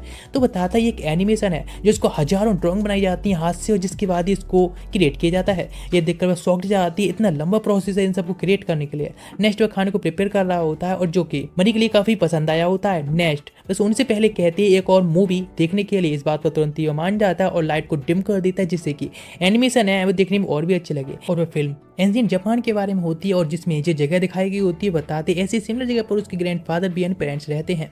वह कहती है वह भी इस जगह पर घूमना चाहेगी। कहते ठीक है, नेक्स्ट हमें वीकेंड मिलेगी या वेकेशन की छुट्टियां मिलेंगी तो तुमको ले चलूंगा, लेकिन वो उस पर ऐसा दबाव नहीं बनाना चाहती कि जरूर उसी उसको लेकर जाए। लेकिन वह कहता है चिंता ना करने के लिए कुछ काफी टाइम से वह भी नहीं गया तो उसको अभी घूमना हो जाएगा, इसीलिए उनके साथ में ट्रिप होगी, एक परफेक्ट ट्रिप होगी। इस बात से और भी एक्साइटेड होने लगी होती तो बताता है जब तुम जापानी सीख जाओगी तो जापान के अंदर बहुत सारे गेम्स है, एनिमेशन है, मूवी है, एनिमे है जिनको तुम आसानी से एंजॉय कर सकती हो और जो कि तुम्हारे लिए काफी एक्साइटेड होंगे। इस बात से सच में और भी ज्यादा एक्साइटेड हो जाती है और वह ज्यादा से ज्यादा जल्दी जापानीज को भी सीखना चाहती है। लेकिन वह इस चीज के चक्कर में बहुत ज्यादा उसके करीब पहुंच चुकी होती है। जब उसको इसके बारे में पता चलता है कि उसके बहुत करीब जा रही है तो माफी मांगती है, तो वह भी वहां से डिनर बनाने के लिए निकल जाता है। डिनर बना रहा होता है, अचानक से वहां पर एक अर्थक्वेक आता है यानी भूकंप आ जाता है, जिस वजह से मरी होती बहुत ज्यादा घबरा जाती है और वो उसको आकर हक कर लेती है। और ये देखकर तो केटी बहुत शॉक्ड हो जाता है बिकॉज फुल्ली नेकेड होती है। वह तुरंत ही वहां से चली जाती है, अपने आप को देखकर काफी शौक से भी चिल्लाने लगी होती है। लेकिन नेक्स्ट वापस आती है और वह उसको बताता है मुझे माफ करना, मुझे बता देना चाहिए जापान के अंदर इस तरह से भूकंप आना एक नॉर्मली चीज है, इसीलिए चिंता मत करो। नेक्स्ट उसके लिए करी लेकर आया होता है और हाँ जो कि थोड़ी स्पाइसी होती है, लेकिन अभी मरी के लिए उस काफी ज्यादा ही पसंद होती है। बताने लगता है कुछ ऐसी डिजर्ट भी होती हैं जो कि हाँ स्पाइसी भी होती हैं। उसे याद आता है डिजर्ट के नाम पर अरे हाँ हमको उस वर्ल्ड में जाना होगा जब हम वहाँ पहुंचेंगे डिजर्ट के अंदर, यहाँ पर कि हमें उन सभी मॉन्स्टर वगैरह से एस्केप करना होगा और डिजर्ट से निकलना सच में काफी चैलेंजिंग हो सकता है। लेकिन बात पर कहता शायद हो सकता है हम वापस जाए उस टाइम वहाँ पर कोई मॉन्स्टर ना हो। लेकिन वह कहती है फिर भी इस वर्ल्ड में बेशक हम एस्केप करके आ गए, लेकिन ऐसा नहीं कि उस वर्ल्ड की लाइफ है बिल्कुल एग्जिस्ट ना करती है, उसको हम छोड़ दें। वह उसकी बात की मानता है। लेकिन वह कहता है वैसे उस बच्चे को जो हमने देखा था उन मॉन्स्टर को समन कर रहा था, वह काफी डरा हुआ लग रहा था और शायद उसके हाथ में एक मैजिकल स्टोन था जो शायद उन सभी बेंटेड द्वारा डराया जा रहा था और इस तरह से जबरदस्ती उससे मॉन्स्टर समन कराए जा रहे थे। हमें शायद कोई प्लान बनाना चाहिए, उस बच्चे को वहाँ से रेस्क्यू करना चाहिए। इस बात को तुरंत ही वह भी मानती है और दोनों की जो प्लानिंग होती है उस बच्चे को बचाने की होती है उस वर्ल्ड में वापस जाने के बाद। लेकिन इस बात पर वह चिंता करने के लिए ना कहता है क्योंकि उनके पास में अब कल जाने के बाद एक टेलीपोर्टेशन भी होगा जिससे आसानी से वे टेलीपोर्ट भी हो सकते हैं दूसरी जगह पर। नेक्स्ट वह जब उसके साथ में ही लेटा होता है तो उसको एक बुक को पढ़कर सुना रहा होता है जो कि बाय करके लाई होती है, जो कैट की स्टोरी होती है जिसको वह काफी अधिक गौर से भी सुनती जा रही होती है। बता रहा होता है सच में जब से वह मरी से मिला तब से वह काफी ज्यादा ही आसपास की स्कैनियों को देखने लगा है और थोड़ा घूमने के लिए ज्यादा भी चला गया है।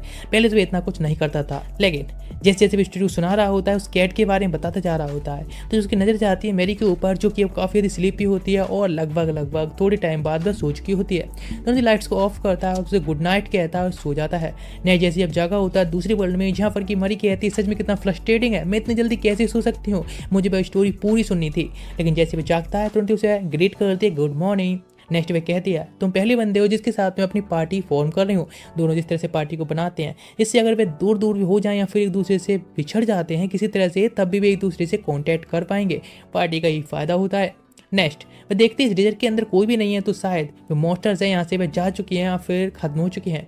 फिर दिखाया थोड़ी पास्ट के बारे में, एक बच्चे के बारे में जिसके जो ग्रैंडफादर होते हैं वो उसको एक स्टोन देते हैं और उसको छूने के लिए कहते हैं। जैसे ही वो उसको छूता है तो तुरंत ही लाइट चमकने लगती है। तो वे कहते हैं तुम गॉड के चूजन किए हुए हो, तुम हमारे विलेज के अंदर इकलौते हो जो हमारे विलेज को काफ़ी सारी ऊंचाइयों तक पहुंचा सकते हैं। लेकिन वही स्टोन जो कि इकलौता मैजिकल स्टोन बचा होता है उन विलेज के अंदर, और वही जो होप उनके विलेज को आगे बढ़ा सकती है, वही इकलौती होप होती है उनके विलेज को भी डिस्ट्रॉय कर देती है, और जिस स्टोन की वजह से उनका विलेज डिस्ट्रॉय होता है। लेकिन नेक्स्ट वे अभी बीस्ट किंग को रेस्क्यू करना चाहता है, इसीलिए ऐसा सोच रहा होता है। इसे दिखाता है कैट आई जो कि मरी के साथ में होता है, और हाँ मरी को इस तरह से खतरे में नहीं डालना चाहता है, तो इसलिए फेरी को बुलाती है जिससे कि वह खुद को इनविजिबल कर लेती है। और वो उससे कहता है वैसे तुम यहीं पर रुक सकती हो, बिकॉज आगे काफ़ी खतरा हो सकता है। लेकिन वह उसकी अभी भी जो मांगा दी है उसने बुक उसको पढ़ना चाहती है, तो वो उसको वह बुक देने के लिए कहती है। सेम वह करता है और नेक्स्ट वहाँ से जाने लगता है आगे तरफ जानकारी निकालने के लिए कि आखिर भी लोग हैं किधर छुपे हुए हैं। इस आगे तरफ जाता है और सोचने लगता थोड़ी पहले के बारे में लोगों ने प्लानिंग की थी, यहाँ पर ये मरी को वहीं पर छोड़ देगा और वह खुद जाकर उनके लोकेशन को ढूंढने की ट्राई करेगा। जिसके बाद मरी होगी जो अपने मैजिक से उनको डिस्ट्रैक्ट करेगी और थोड़ा खतरनाक होगा, लेकिन कैटी होगा जाकर उस बच्चे को रेस्क्यू करेगा। उनका जो प्लान होता है वह fully safe and full proof होता है। नेक्स्ट जिस तरह से आगे तरफ बढ़ता जा रहा होता है तुरंत ही उसको लोकेशन मिल जाती है उन सभी बैंडिट्स की, और तभी मरी को बताता है टेलीपैथी द्वारा कि मुझको लोकेशन पूरी तरह से कंफर्म हो गई है, इसीलिए उसका एक्टिवेट होने की बारी है। तुरंत ही अपने 10 स्पिरिट्स को समन कर लेती है, जिसके बाद उसमें से एक को बाहर निकाल देती है और उससे जो ट्री होता है उसको आग लगाने के लिए कहती है। लेकिन वे जस्ट वेट कर रहे होते हैं कि नेक्स्ट क्या होगा, तो अचानक से उस नदी के अंदर से एक बहुत बड़ा एक ड्रैगन टाइप एक क्रीचर निकल के आता है, जिसको देखकर वो शॉक्ड जाते हैं। लेकिन वो अपनी सारी स्पिरिट से तुरंत ही अटैक करने के लिए कहती है, और जो कि खुले इसके स्नेक अटैक कर रहे होते हैं तो आसानी से उस ड्रैगन को दोबारा वापस जाने के लिए मजबूर करते हैं, उसके साथ फाइट करने लगते हैं। कैटी सोचने लगता है यदि इस जैसी फाइट चलती रही तो शायद जल्दी मरी अपनी सारी मैजिक को खत्म कर लेगी और वह एक बहुत बड़ी परेशानी में आ सकती है। उसीलिए मुझे को ये सब जल्द से जल्द एंड करना होगा। नेक्स्ट ओवर पहुंच जाता है जहाँ पर कि मे भी वह बच्चा होता है जो कि बहुत डर जाता है, पूछता है कि यहाँ पर वह रिवेंज लेने के लिए आया है। लेकिन वो उससे बात करने की ट्राई करता है तो वह कैटी की बात को समझ पा रहा होता है। तो बच्चा बताता है कि मैं कैसे प्लेस से आया हूँ जहाँ पर कि मेरे ग्रैंडफादर ने मुझसे कहा था कि बहुत ज़्यादा डेंजरस हो सकता है बाहर का वर्ल्ड, ह्यूमंस से तो अभी बात करना, यदि ह्यूमंस ने हमें डिस्कवर कर लिए तो काफ़ी अधिक खतरनाक डिस्ट्रक्शन जैसा हो सकता है। लेकिन एक दिन बहुत सारे लोगों ने उसके विलेज के ऊपर अटैक कर दिया, पर सभी लोगों को मार दिया। लेकिन वह बच्चा था, एक इनोसेंट न्यूबी था, इसीलिए वह तुरंत ही उनको प्रोटेक्ट करने के लिए जाता है। लेकिन इस तरह से उसको वहाँ से पकड़ लिया गया, इसीलिए आप इसमें क्या कर सकता है। लेकिन इस तरह से उसकी बात सुनकर तुरंत ही वो उसको हाथ बढ़ाता है और उसकी हेल्प करने के लिए कहता है। इस बात पर मे भी होता है, तुरंत ही उसको एक्सेप्ट करता है। लेकिन तुरंत ही यहाँ पर आकर एक डैगर लगता है जिससे वह खुद को और उस बच्चे को भी प्रोटेक्ट कर लेता है। जैसा पता चलता है वह बैंडिट लीडर होता है, अपने बैंडिट के साथ में वापस आ चुका होता है। वह कहता मुझे तो कल लगा था कि तुम टेलीपोर्ट होकर यहाँ से भाग चुकी हो, लेकिन लगा नहीं था वापस आओगे। लेकिन कैटी तो देख रहा होता है उसकी चेन्स होती हैं वे एक आयरन से बनी हुई होती हैं जिसको इस तरह से नहीं तोड़ा जा सकता है। लेकिन वह बंदा कह रहा होता है तुम बच्चे को ले आना चाहते हो, तुम्हारे बैग के अंदर जो स्टोन है वह मुझे दे दो। इस बात पर कैटी सोचता है मतलब उसे पता है मेरे बैग के अंदर क्या है, मतलब उसके पास में कोई ना कोई डिटेक्शन स्किल होंगी। लेकिन तुरंत ही वह बंदा जैसे कहता है अटैक करने के लिए उससे पहले स्पीड से जाकर वो उसके स्टोन को कट कर देता है, और जिसके साथ वह बंदा गुस्से में आ जाता है, उसकी स्पीड देखकर शॉक्ड होता है। सारे लोग एक बार में अटैक कर रहे होते हैं, तुरंत ही वो उसको एक कॉर्नर पर पहुंचा देते हैं, जिसके साथ में वहीं से कैटी डिसअपियर हो जाता है। वह जो बच्चा होता है वह भी वहाँ से एस्केप करने लगा होता है। जैसे वो नीचे आता है तुरंत उसके पास में कैटी आ जाता है, वह देखकर शॉक्ड हो जाता है। कैटी कहता है चिंता ना करने के लिए, अभी अभी जो उसने देखा था वह उसका इल्यूजन था, इसीलिए तो उसको इल्यूजन स्वॉर्ड्समैन बुलाया जाता है। बिकॉज फाइटिंग में इतना स्ट्रॉन्ग नहीं है, इसीलिए उसने इस स्किल को ज़्यादा ट्रेन किया है खुद को प्रोटेक्ट करने के लिए और फाइट करने के लिए। लेकिन बच्चा मैं भी कहता है फिर भी कैटी ये काफी स्ट्रॉन्ग है, तुरंत ही उसको वहीं पर वेट करने के लिए कहता और कहता है कि मैं जाकर उनको देखता हूँ तो यहीं पर छुपे रहना। नेक्स्ट वहाँ से तुरंत ही वह फिर से डिसअपियर हो जाता है। इधर जब आसपास हम देख रहा होता है जिस तरह से वह लोग होती हैं अपने कैटी को ढूंढने की ट्राई कर रहे होते हैं, एक के पीछे जाता है स्पीड पर अटैक करता है, लेकिन दूसरा बंदा जिस पर अटैक करने की ट्राई करता है वहां से डिसअपियर हो जाता है लाइक शैडो। लेकिन मेरी बेबी सब देख रही होती है, बैटल फील्ड काफी अच्छी जा रही होती है, उनके प्लान के अकॉर्डिंग सब कुछ चल रहा होता है। कैटी देखता है उनका लीडर है वहीं पर खड़ा है, उसके पास में 2 बैंडिट्स हैं जो कि उसको प्रोटेक्ट करने के पीछे हैं, मतलब वह बंदा कोई आम नहीं है। वैसे मोटर से फाइट करना काफी इजी होता है, इस तरह से ह्यूमन के साथ में फाइट करना काफी ज्यादा ही अनइजी होता है। लेकिन बंदा होता है केवल उस रिवर की तरफ ही गौर से देख रहा होता है, वह कुछ भी नहीं कर रहा होता है, जस्ट अपने मैजिक को अचानक से एक्टिवेट कर देता है। जिसके बाद कुछ टाइम देखने के बाद कहता है मरी की लोकेशन की तरफ बता देता, 2 लोगों से अटैक करने के लिए कहता है। लेकिन जैसे वो अटैक करने के जा रहे होते हैं तुरंत कैटी बीच में आता है और उनके ऊपर अटैक करता है। लेकिन उनका लीडर के भी एक अटैक आता है जिससे कि आसानी से डॉज कर लेता है, लेकिन फिर भी इंजर्ड हो जाता है और समझ जाता है उनका जो लीडर है वह केवल इस तरह से एक लीडर नहीं बल्कि वह एक सॉर्सरर भी है, यानी मैजिक भी यूज करना चाहता है। बेशक उसके पैर में चोट है लेकिन फिर भी वह काफी ज्यादा स्ट्रॉन्ग है, इस तरह ह्यूमन के साथ में फाइट करना काफी खतरनाक है। लेकिन उनका लीडर कहता है तुम कुछ भी कर लो लेकिन जीतने वाला तो मैं ही हूँ। उनके लोग होते हैं वह मेवी की भी की लोकेशन ढूंढ लेते हैं और उसको लेकर आ जाते हैं और तुरंत ही वह कहता है उससे उस स्टोन को देने के लिए मेबी के बदले में, लेकिन वह अपने टेलीपोर्टेशन को यूज करता है और मेबी के पास पहुंच जाता है। ये देखकर वह उनका लीडर कहता है मुझे पता है बेशक तुम्हारे पास टेलीपोर्टेशन है, लेकिन उसकी तुम्हारे पास एक लिमिट होगी, तुम उससे ज्यादा यूज नहीं कर सकते हो। लेकिन वह यहाँ से भागने के लिए पूरी तरह से तैयार होता है, दोबारा से टेलीपोर्टेशन यूज करता है, लेकिन नीचे वह एक गड्ढे में गिर जाता है मेबी को लेकर। वह बंदा तुरंत ही फ्रस्ट्रेटेड होता है और तुरंत ही सारे लोगों से कहता है अटैक करने के लिए। वहाँ एक ब्लास्ट होता है, जिस ब्लास्ट के साथ में अचानक से वह ड्रैगन टाइप क्रीचर होता है बाहर निकल के आ गया होता है, लेकिन वह किसी पर अटैक नहीं कर रहा होता, बस रुका हुआ होता है। तुरंत मे वही अपने पास से वह स्टोन निकालता है और कहता है ये इकलौता स्टोन है जो कि हमारे विलेज में मिला था और ये स्टोन है जिसकी वजह से हमारे विलेज इतना डेस्ट्रॉय हो गया था। मेरे ग्रैंडफादर ने कहा था ये सच में काफ़ी यदि यूनिक चीज़ है, काफ़ी खतरनाक भी हो सकती है, इसीलिए हमको ह्यूमन से और मॉन्स्टर से दोनों से ही दूर रहना होगा। लेकिन तभी कटई कहता है मे भी इसे उस पर भरोसा करने के लिए और ये उस मॉन्स्टर को देने के लिए, बिकॉज ये मॉन्स्टर उसके ही पीछे पड़ा है। वह उस पर भरोसा करता है और मॉन्स्टर को दे देता है। जैसे मॉन्स्टर उस क्रिस्टल को लेता है वहाँ से वापस अंदर की तरफ चला जाता है किसी पर अटैक किए बिना, लेकिन अचानक से उनको एक मेज दिखती है, यानी कहते एक बुलबुलिया टाइप दिखती है। तुरंत ही वहाँ पर मेरी भी आ जाती है और वह उनको इस तरह सेफ देकर काफ़ी ज़्यादा खुश भी होती है। लेकिन नेक्स्ट बार तरफ देखती है उस पर उतनी बड़ी भूलभुलैया के लिए जो कि डंजन टाइप होता है और वह मे भी कोई सेफ देखती है तो उसको हक कर लेती है, वह काफी क्यूट भी होता है। नेक्स्ट बहुत सारे सोल्जर्स को वहाँ बुला लिया जाता है और उन सभी सोल्जर से कहता है अभी वह केवल मे भी की प्रोटेक्शन चाहता है। वे कहते हैं वैसे तुमने इतनी बड़ी डंजन को ढूंढा है जो कि शायद एक काफी अच्छी खोज भी साबित हो सकती है, लेकिन ये सच में एक टीनेजर बॉय ने ढूंढा है। लेकिन वह कहता है मुझे तो केवल मे भी की प्रोटेक्शन की जरूरत है। वह कहते हैं चिंता ना करने के लिए जो बैंडिट्स वगैरह हैं उन सभी को सोल्जर्स देख लेंगे और वैसे मे भी की प्रोटेक्शन उसको भी हम देख लेंगे। लेकिन वैसे अभी जो डंजन है वह एक बहुत बड़ी खोज भी साबित हो सकती है, जिससे काफी सारे प्रॉफिट भी हो सकते हैं, लेकिन एक बहुत बड़ा डिजास्टर भी साबित हो सकता है। इसके बारे में तो हम आगे चल के देख पाएंगे जब इस डंजन को हम एक्सप्लोर करेंगे। लेकिन कटे सोचने लगता है यदि ये सब काफी अच्छा साबित हुआ और जिस तरह से मुझे इंस्टिंक्ट्स आ रही हैं तो मेरे ख्याल से मे बी को काफी अच्छे से सिक्योरिटी में रखा जाएगा, उसको सेफ रखा जाएगा। लेकिन नेक्स्ट इधर एक जगह पर जहाँ पर काफी सारे लोग होते हैं, बात कर रहे होते हैं, काफी हाई अप जा रहे लोग भी होते हैं। यहाँ पता चलता है रॉयल फैमिली है यानी किंगडम है, उन लोगों ने काफी सारे हाई लेवल के एडवेंचरर्स को उस डंजन के अंदर भेजा है। इधर कैटी सोचने लगता है उस डंजन के बारे में बात कर रहा होता है। मेरी कहती शायद उसके अंदर कोई मैजिक क्रिस्टल निकला तो ये कंट्री है सच में काफी ज्यादा ही लग्जरी कंट्री होने वाली है और काफी रिच होने वाली है। लेकिन ये जो मैजिक क्रिस्टल हैं और उस डंजन के ऊपर काफी सारे लोगों की आंखें हैं और उसको एक्सप्लोर करना चाहते हैं, लेकिन पहले से ही कंट्री एंड रॉयल फैमिली ने उस पर रोक लगा रखी है कि हाई लेवल की केवल एडवेंचर उसके अंदर एंटर कर सकते हैं, इसीलिए कोई भी इस तरह से ना जा सकता है एक्सप्लोर करने के लिए और ना ही हम। इस बात पर कैटी कहता है तो मेरे ख्याल से शायद तुम्हें कोई हाई लेवल की पार्टी देख लेनी चाहिए, तुम सच में एक्सप्लोर करना चाहती हो तो। मैं कहने लगती है आखिर तुम्हारा मतलब क्या कहने का, ऐसा ही वैसे तुम सोच भी कह सकते हो, मैं उस तुम्हारे साथ में एक्सप्लोर करना चाहती हूँ, जाना चाहती हूँ, और हाँ वो कुछ ऐसा बोल देती है जो कि शायद उसे नहीं बोलना चाहिए था, काफ़ी एम्बेरसिंग होता है उसके लिए भी। लेकिन नेक्स्ट ये जो भी सारी बातें होती हैं वह उस ड्रैगन स्केल जो उस ड्रैगन ने दी होती है उसके द्वारा वह देख रहा होता है और सुन भी रहा होता है। और फिर वह कहता है कि मुझे नहीं लगा था ये लोग इस तरह से उस सीक्रेट डंजन का गेट को इतनी आसानी से खोल देंगे, लेकिन उन्हें नहीं पता है कितना बड़ा डिजास्टर है उसका वेट कर रहा है। लेकिन उसके जो एग्स होती हैं उनमें से लाइट चमक रही होती है, शायद वे जल्द ही हैच होने वाले होते हैं, जिस तरह से उन पर क्रैक दिख रहे होते हैं उस अकॉर्डिंग। लेकिन उसको इसके बारे में ज़्यादा चिंता नहीं होती। लेकिन अब ये सब स्टार्ट ही हो गया तो चलो देखते हैं। लेकिन मैं तो बस उस लंच बॉक्स का वेट कर रहा हूँ, शायद वह चाइल्ड लेकर आए, मैं उस लंच बॉक्स को दोबारा से एंजॉय करना चाहता हूँ। नेट दिखाया था मॉडल वर्ल्ड का सीन जहाँ पर मेरी होती है उस लंच बॉक्स के लिए खा रही होती है, यानी आज का जो खाना होता है खा रही होती है और उसकी हर एक बाइट को वह एंजॉय कर रही होती है, हर बाइट के लिए वह तारीफ कर रही होती है खाना कितना अच्छा बना है। लेकिन ये सब नॉर्मल होता है कैटे के लिए और वह कहता है तुम इस तरह से एंजॉय करो, और वह कुछ बता देता है खाने के बारे में। और फिर वह तैयार होता है अपने ऑफिस जाने के लिए और कहता है हम साथ उस डंजन में जाने के लिए कोई रास्ता निकाल लेंगे, बिकॉज वे लोग उन सभी रूल्स जो बनाए गए हैं रॉयल फैमिली द्वारा उनमें एक लूप होल ढूंढने की ट्राई कर रहे हैं जिससे कि हम लोग एंट्री कर पाए उस डंजन में।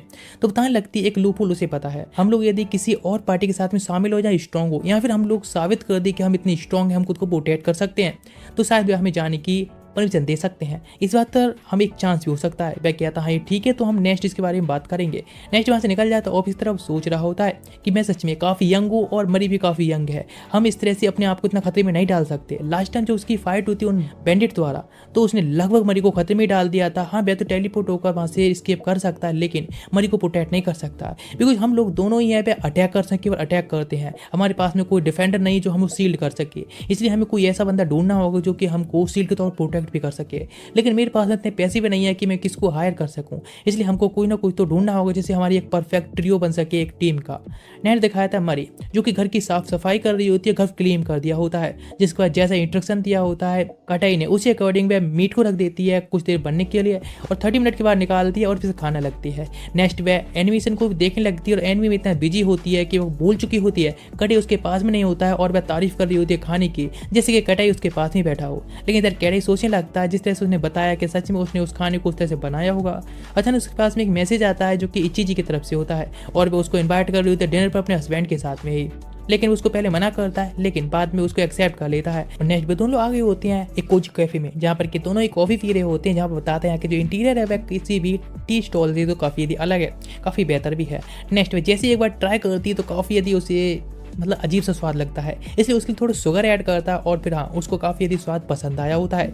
नेक्स्ट वहाँ पर इचिजी अपने हस्बैंड के साथ में आती है टूरो के साथ में, जो कि ग्रीट करते हैं एक दूसरे के लिए और टूरो और कहते हैं दोनों एक दूसरे को इंट्रोड्यूस कराते हैं और कहते हैं हम लोग नेबर्स हैं और इस तरह से पहली बार मिल रहे हैं, इसीलिए चलो हम थोड़ा होटल में चलते हैं जहाँ पर कि खाना खा सकें।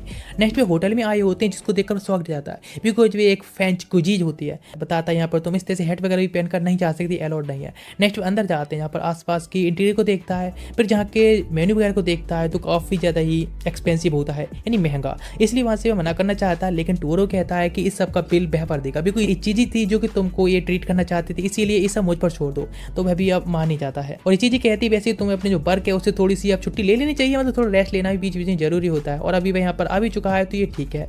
नेक्स्ट पूछने लगती है यहाँ के टोरेंट्स के बारे में, तो बताने लगता है एक डिशेज होती है, हर एक डिशेज की यहाँ पर जो है उनके अलग अलग ही टोरेंट्स है। मरी को कोई फर्क नहीं पड़ रहा होता है बिकॉज समझ में नहीं आ रहा कि वे किस बारे में बात कर रहे हैं, मैं तो बस वेट कर रही होती हूँ अपने डिश के आने का ही। और नेक्स्ट उनकी पहली डिश होती है आ चुकी होती है, इसलिए इचिची कहती है कि हमारे स्टेक्स आ गए। इस बात को कैटे ठीक करते हुए कहता है कि वे स्टेक नहीं बल्कि पोल्ट्री डिश है। नेक्स्ट कुछ टाइम बाद वहाँ पर स्टेक्स भी आ जाती है, दिखाया जाता है मरी जब उनको डिश को ट्राई करने की कोशिश कर रही होती है, वो जब ट्राई कर दिया उसके बाद कहती है शायद ऐसी डिश खाती रही तो शायद वे एक दूसरे बंदे में ही बदल जाएगी पूरी तरह से, लेकिन वह काफ़ी दूसरी एंजॉयफुल लगा होता है। और नेक्स्ट वे जिस तरह से जैपनीज में अपने आप को ग्रीट कर रही होती है, इस बारे में कैटी बताता है कि मरी है वे लैंग्वेज बोलने सच में काफ़ी अच्छी है बिकॉज वह इतनी हार्ड लैंग्वेज है जैपनीज, फिर भी उसने काफ़ी आसानी से सीख ले। मरी बताती हाँ वे एनिमे देखती हुए इससे ज़्यादा सीख गई।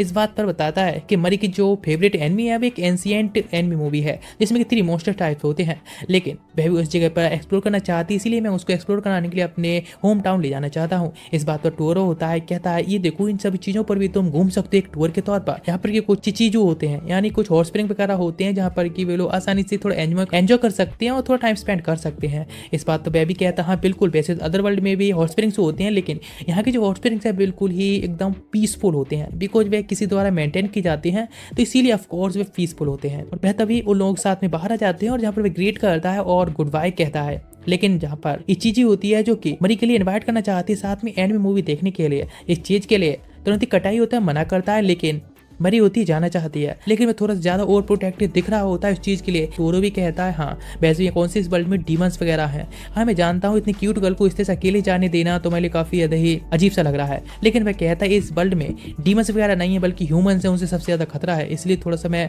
प्रोटेक्टिव हो रहा हूँ। लेकिन नेक्स्ट फिर वहाँ से चले जाते हैं तो उससे कहती है कि थैंक यू सो मच, इस तरह से मैं वैसे भी किसी और के साथ में खाना खाने में काफ़ी ऑकवर्ड फील करती हूँ, लेकिन ये सब तुम्हारी वजह से ही सब हो गया। लेकिन वो उससे कुछ भी नहीं कहता और चिंतानाक नील कहता है। वह कहती है वैसे मैं अभी भी इस चीज़ के ऑफर को एक्सेप्ट कर लिया है, इस चीज़ के लिए थैंक्स बिकॉज मैं सच में उसके साथ में इस तरह से टाइम स्पेंड करना चाहती हूँ।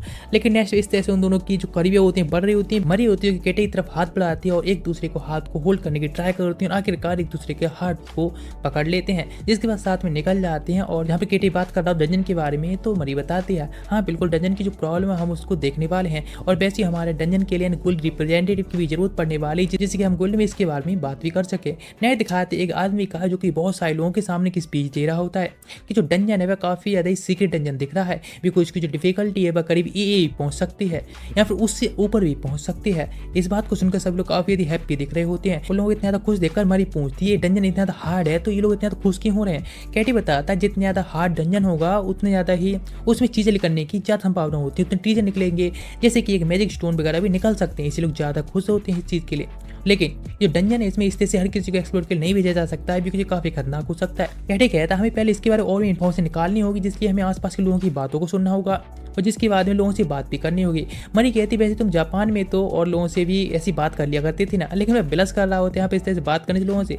तुरंत उसके हाथ को पकड़ती है और एक ओल्ड मैन पास ले जाती है जो कि एक स्वार्ड मैन होता है। उसके सामने जैसे आकर खड़े होते हैं तो वह कहते हैं, ओह मैंने तुम लोगों के साथ जानता हूँ, तुम ही तो हो ना और जिन लोगों ने डंजन को पहली बार खोजा था। वह कहते हैं हाँ बिल्कुल। दोनों अपनी बार इंट्रोडक्शन देखते हैं तो वह कहता है वो ये काफी अच्छा है। लेकिन यह जो वहाँ पर बैठ जाते हैं तो बताना स्टार्ट करते हैं यहाँ पर जितने सारे लोग हैं वो कोई भी एडवेंचर गोल से यहाँ पे एडवेंचर नहीं है, सारे के सारे लोग ही वे रॉयल फैमिली से हैं या फिर नोबल फैमिली से हैं। बिकॉज इसकी जो जानकारी है या फिर ये सारी जो रिसर्च वगैरह है किसी और के हाथों में इस तरह से नहीं जाने दे सकते या फिर मैजिक स्टोन वगैरह भी मिले, ये सब काफी सेफली सब करना होगा। मरी कहती है वैसे एजेंट नहीं तो पहले मैजिकल स्टोन्स को ढूंढा था ना। वह कहने लगता है ये काफी ज्यादा ही टाइम पहले की बात है, तब से अब तक मैजिक स्टोन है लगभग ही लुप्त हो चुके हैं। ऐसा लगता है देखकर कि शायद कोई है जो इन सभी डंजन को डिस्ट्रॉय कर रहा है और उन सबकी खोज में रुकावट पैदा करना चाहता है जिसके मैजिकल स्टोन्स ना मिले। लेकिन तभी वह एक बंदे को बुलाते हैं जो कि पहली बार बंदा होता है हैका। उसको बुलाते हैं और कहते हैं इन लोगों को तुम सारी जानकारी देने के लिए, और पहले बंदा आकर पहले इंट्रोडक्शन देता है, फिर वह कहते हैं सब क्या जानकारी देने के लिए और इन लोगों को भी रिसर्च में शामिल होने की परमिशन देने के लिए। लेकिन वह कहते हैं ये काफी खतरनाक हो सकता है, लेकिन वैसे तुम्हें रिसर्च के बारे में कोई चिंता नहीं करनी चाहिए और ना ही इस बारे में कोई ज्यादा दिक्कत करने की जरूरत है। वह क्या लगता है वैसे हमें पता है काफी खतरा हो सकता है स्टार्टिंग में, इसीलिए हम लोग इस पर अभी नहीं जाने वाले हैं। लेकिन वह ओल्ड मैन कहता है वैसे तुम इन दोनों को देखकर बच्चा मत समझना, बिकॉज ये दोनों ही साथ में रह रहे हैं। ये बात जब सब लोगों के कानों में जाती है तो सब लोग जोर जोर से हंसने लगे होते हैं, उन्हें एडल्ट के तौर पर ट्रीट कर रहे होते हैं। लेकिन दोनों इतनी ज्यादा ब्लश कर रही होती है एक साथ में रहने की बात पर कि वह कुछ नहीं कह पाते, ना यहाँ कहते हैं ना कह पाते हैं। वे ऐसा कुछ नहीं है, सिर्फ यही कहते हैं। और नेक्स्ट अब वे लोग वहाँ से जाने लगी होती है बिकॉज जो परमिशन का काम होता है उसकी तो बात हो चुकी होती है कि हाँ उसको तो परमिशन तो मिल सकती है। और नेक्स्ट अभी उन्हें सॉर्सर फील्ड जाना होगा, लेकिन जिस तरह से जा रहे होते हैं तो मरी कहती है अभी हमें कितना आगे ऐसे जाना होगा, अभी को धूप काफी होती है, उसके तो लगभग सिर दर्द होने लगा होता है गर्मी से।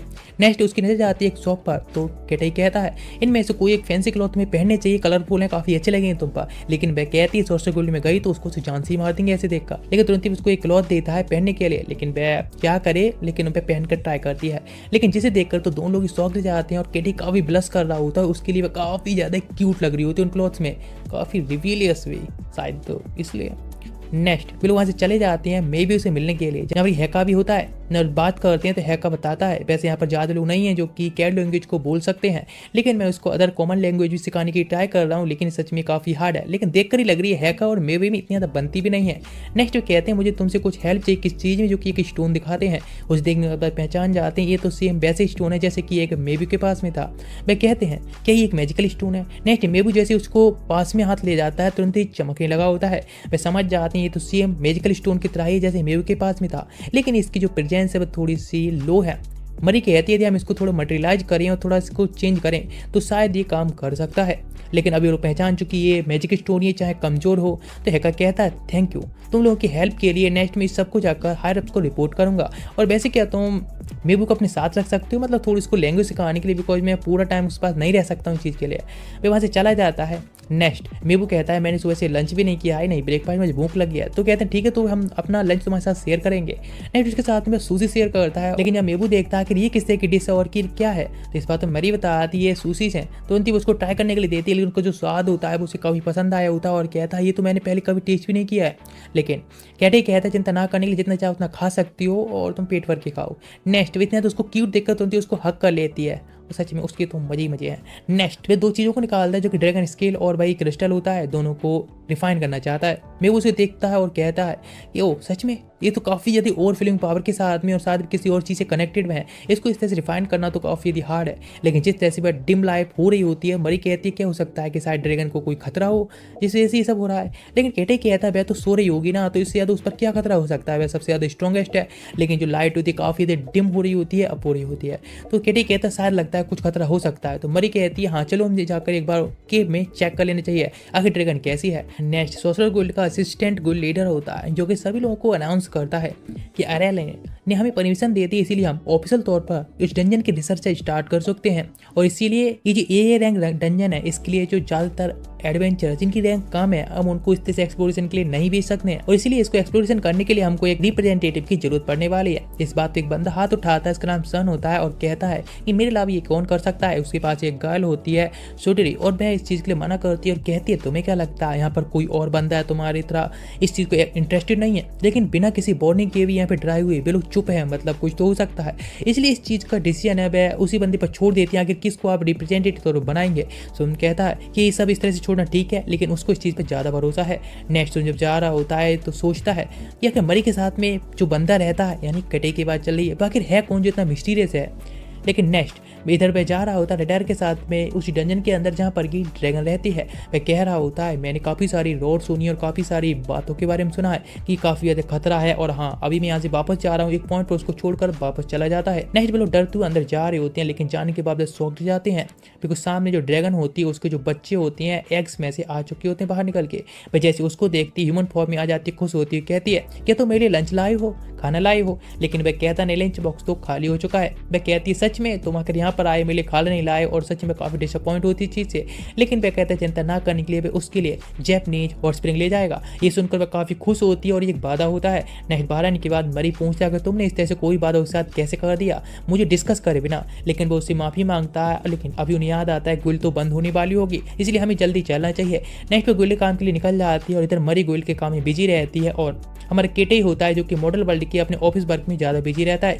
इस तरह से अभी वेकेशंस आ चुके होते हैं और नेक्स्ट में निकल जाता है डंजन की तरफ राइडर के साथ में मिलकर वह कुछ लंच बॉक्स तैयार कर सके और हॉट स्प्रिंग को भी एंजॉय कर सके।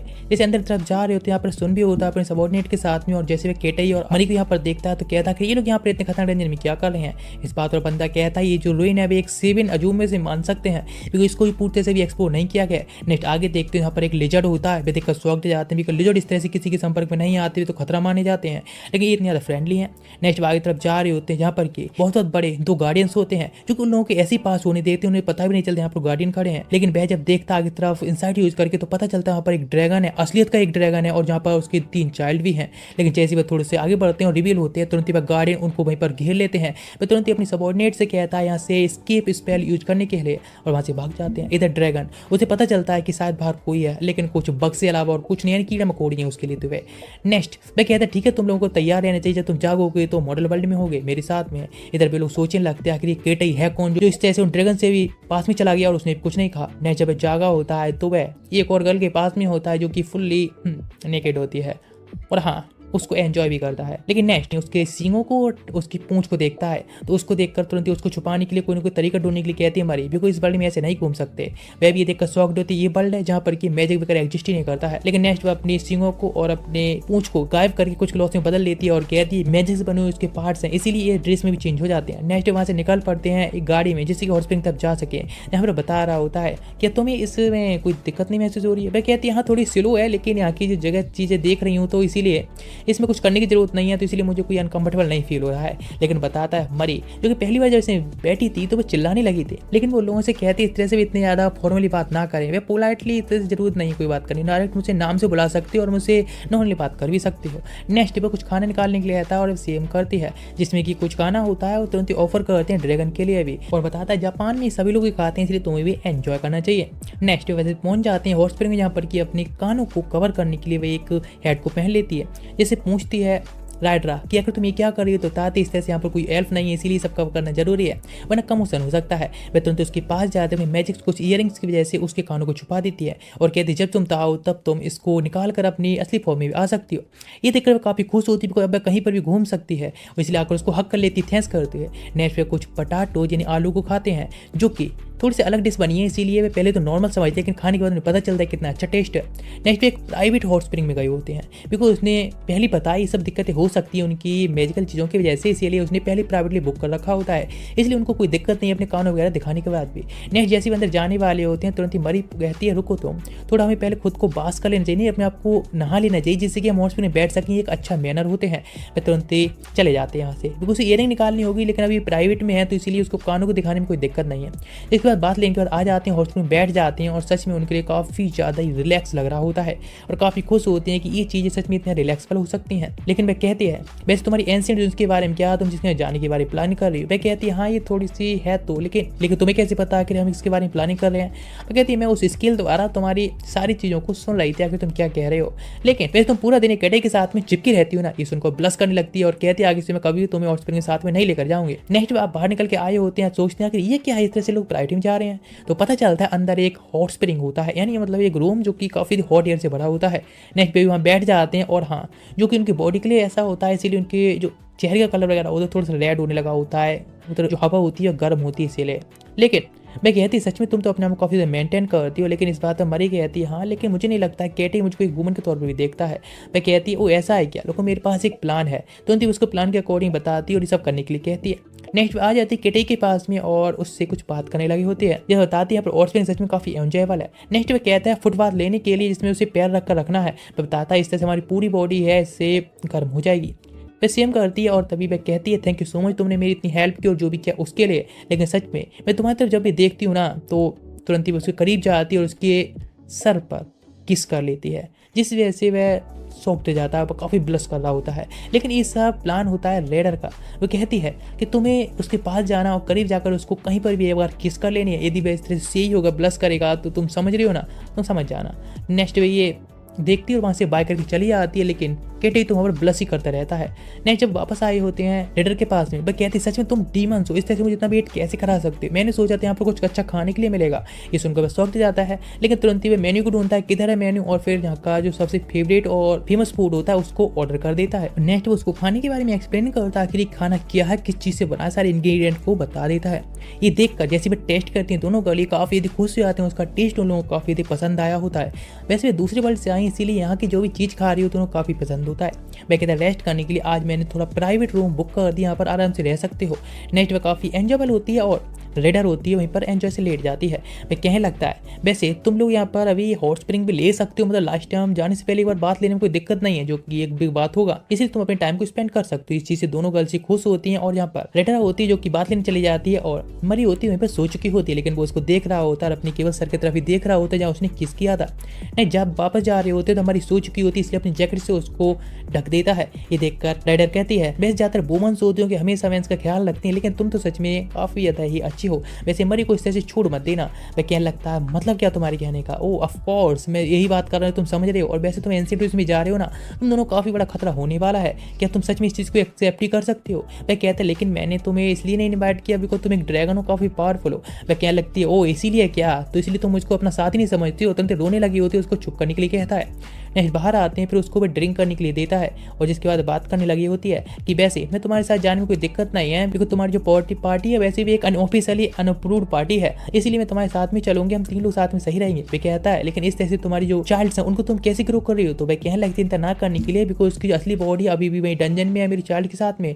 ये तो मेरा बस एक कोर है जो किस तरह से तुम्हारे साथ में ट्रांसफर होकर आया है, इसलिए तुम्हारे साथ रहने कोई दिक्कत नहीं है। वे कहते हैं लेकिन यदि तो कुछ होता है तो कोई दिक्कत तो नहीं होगी। वे कहते हैं ना करने के लिए, बस मुझे बार बार बस रिफ्रेश करने के लिए जाना होगा। और नेक्स्ट वे लोग वापस आ चुके थे, यहाँ पर जा रहे होते हैं अपनी एंशिएंट डंजन की तरफ, यानी पहले गोली जाना होगा, एंशिएंट डंजन की तरफ निकलेंगे। लेकिन लास्ट रास्ते में उसको सुइन मिला होता है, तो बताने लगती है वैसे हम जिस तरह से रास्ते में जा रहे हैं बस वह बार बार बीच में थोड़ी सी गायब उतरेगी और कोई दिक्कत वाली बात नहीं है। सुइन कहता है वैसे तुम आखिर उस डंजन के अंदर सर्वाइव कैसे कर पाए जिसके अंदर इतना ज़्यादा खतरनाक मॉन्स्टर है जो कि सिटीज को आसानी से डिस्ट्रॉय कर सकता है।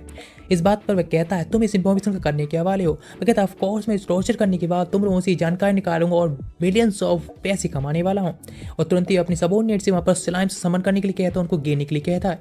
वह तुरंत ही पूछता है राइडरा से कि वैसे तुम्हारे पास कोई स्वाड वगैरह है। तुरंत ही एक स्वाड देती है और कहती है इसको आसानी से सब खत्म करने के लिए और उसको संभालने के लिए इसको तो मैं संभाल लूंगी। नेक्स्ट भी दोनों फाइट करने एक साथ में होती हैं और उधर 3 लोग अलग होते हैं। इधर दिखाया जाता है लोडरी जो कह रही होती सभी लोगों से कि कुछ अच्छा शो देखने के मिलने वाला, इसीलिए सब लोग ध्यान दो जरा। और जहाँ पर नेक्स्ट पे देखने लगे होते हैं सुइन जैसे से फाइट कर रहा होता है किटे के साथ में, सब लोगों को भरोसा होता है कि किटे को यानी उस बच्चे को सुइन आसानी से हरा देगा। नेक्स्ट जैसे अटैक कर रहा होता है तो किटे आसानी से सब डॉज करता जा रहा होता है।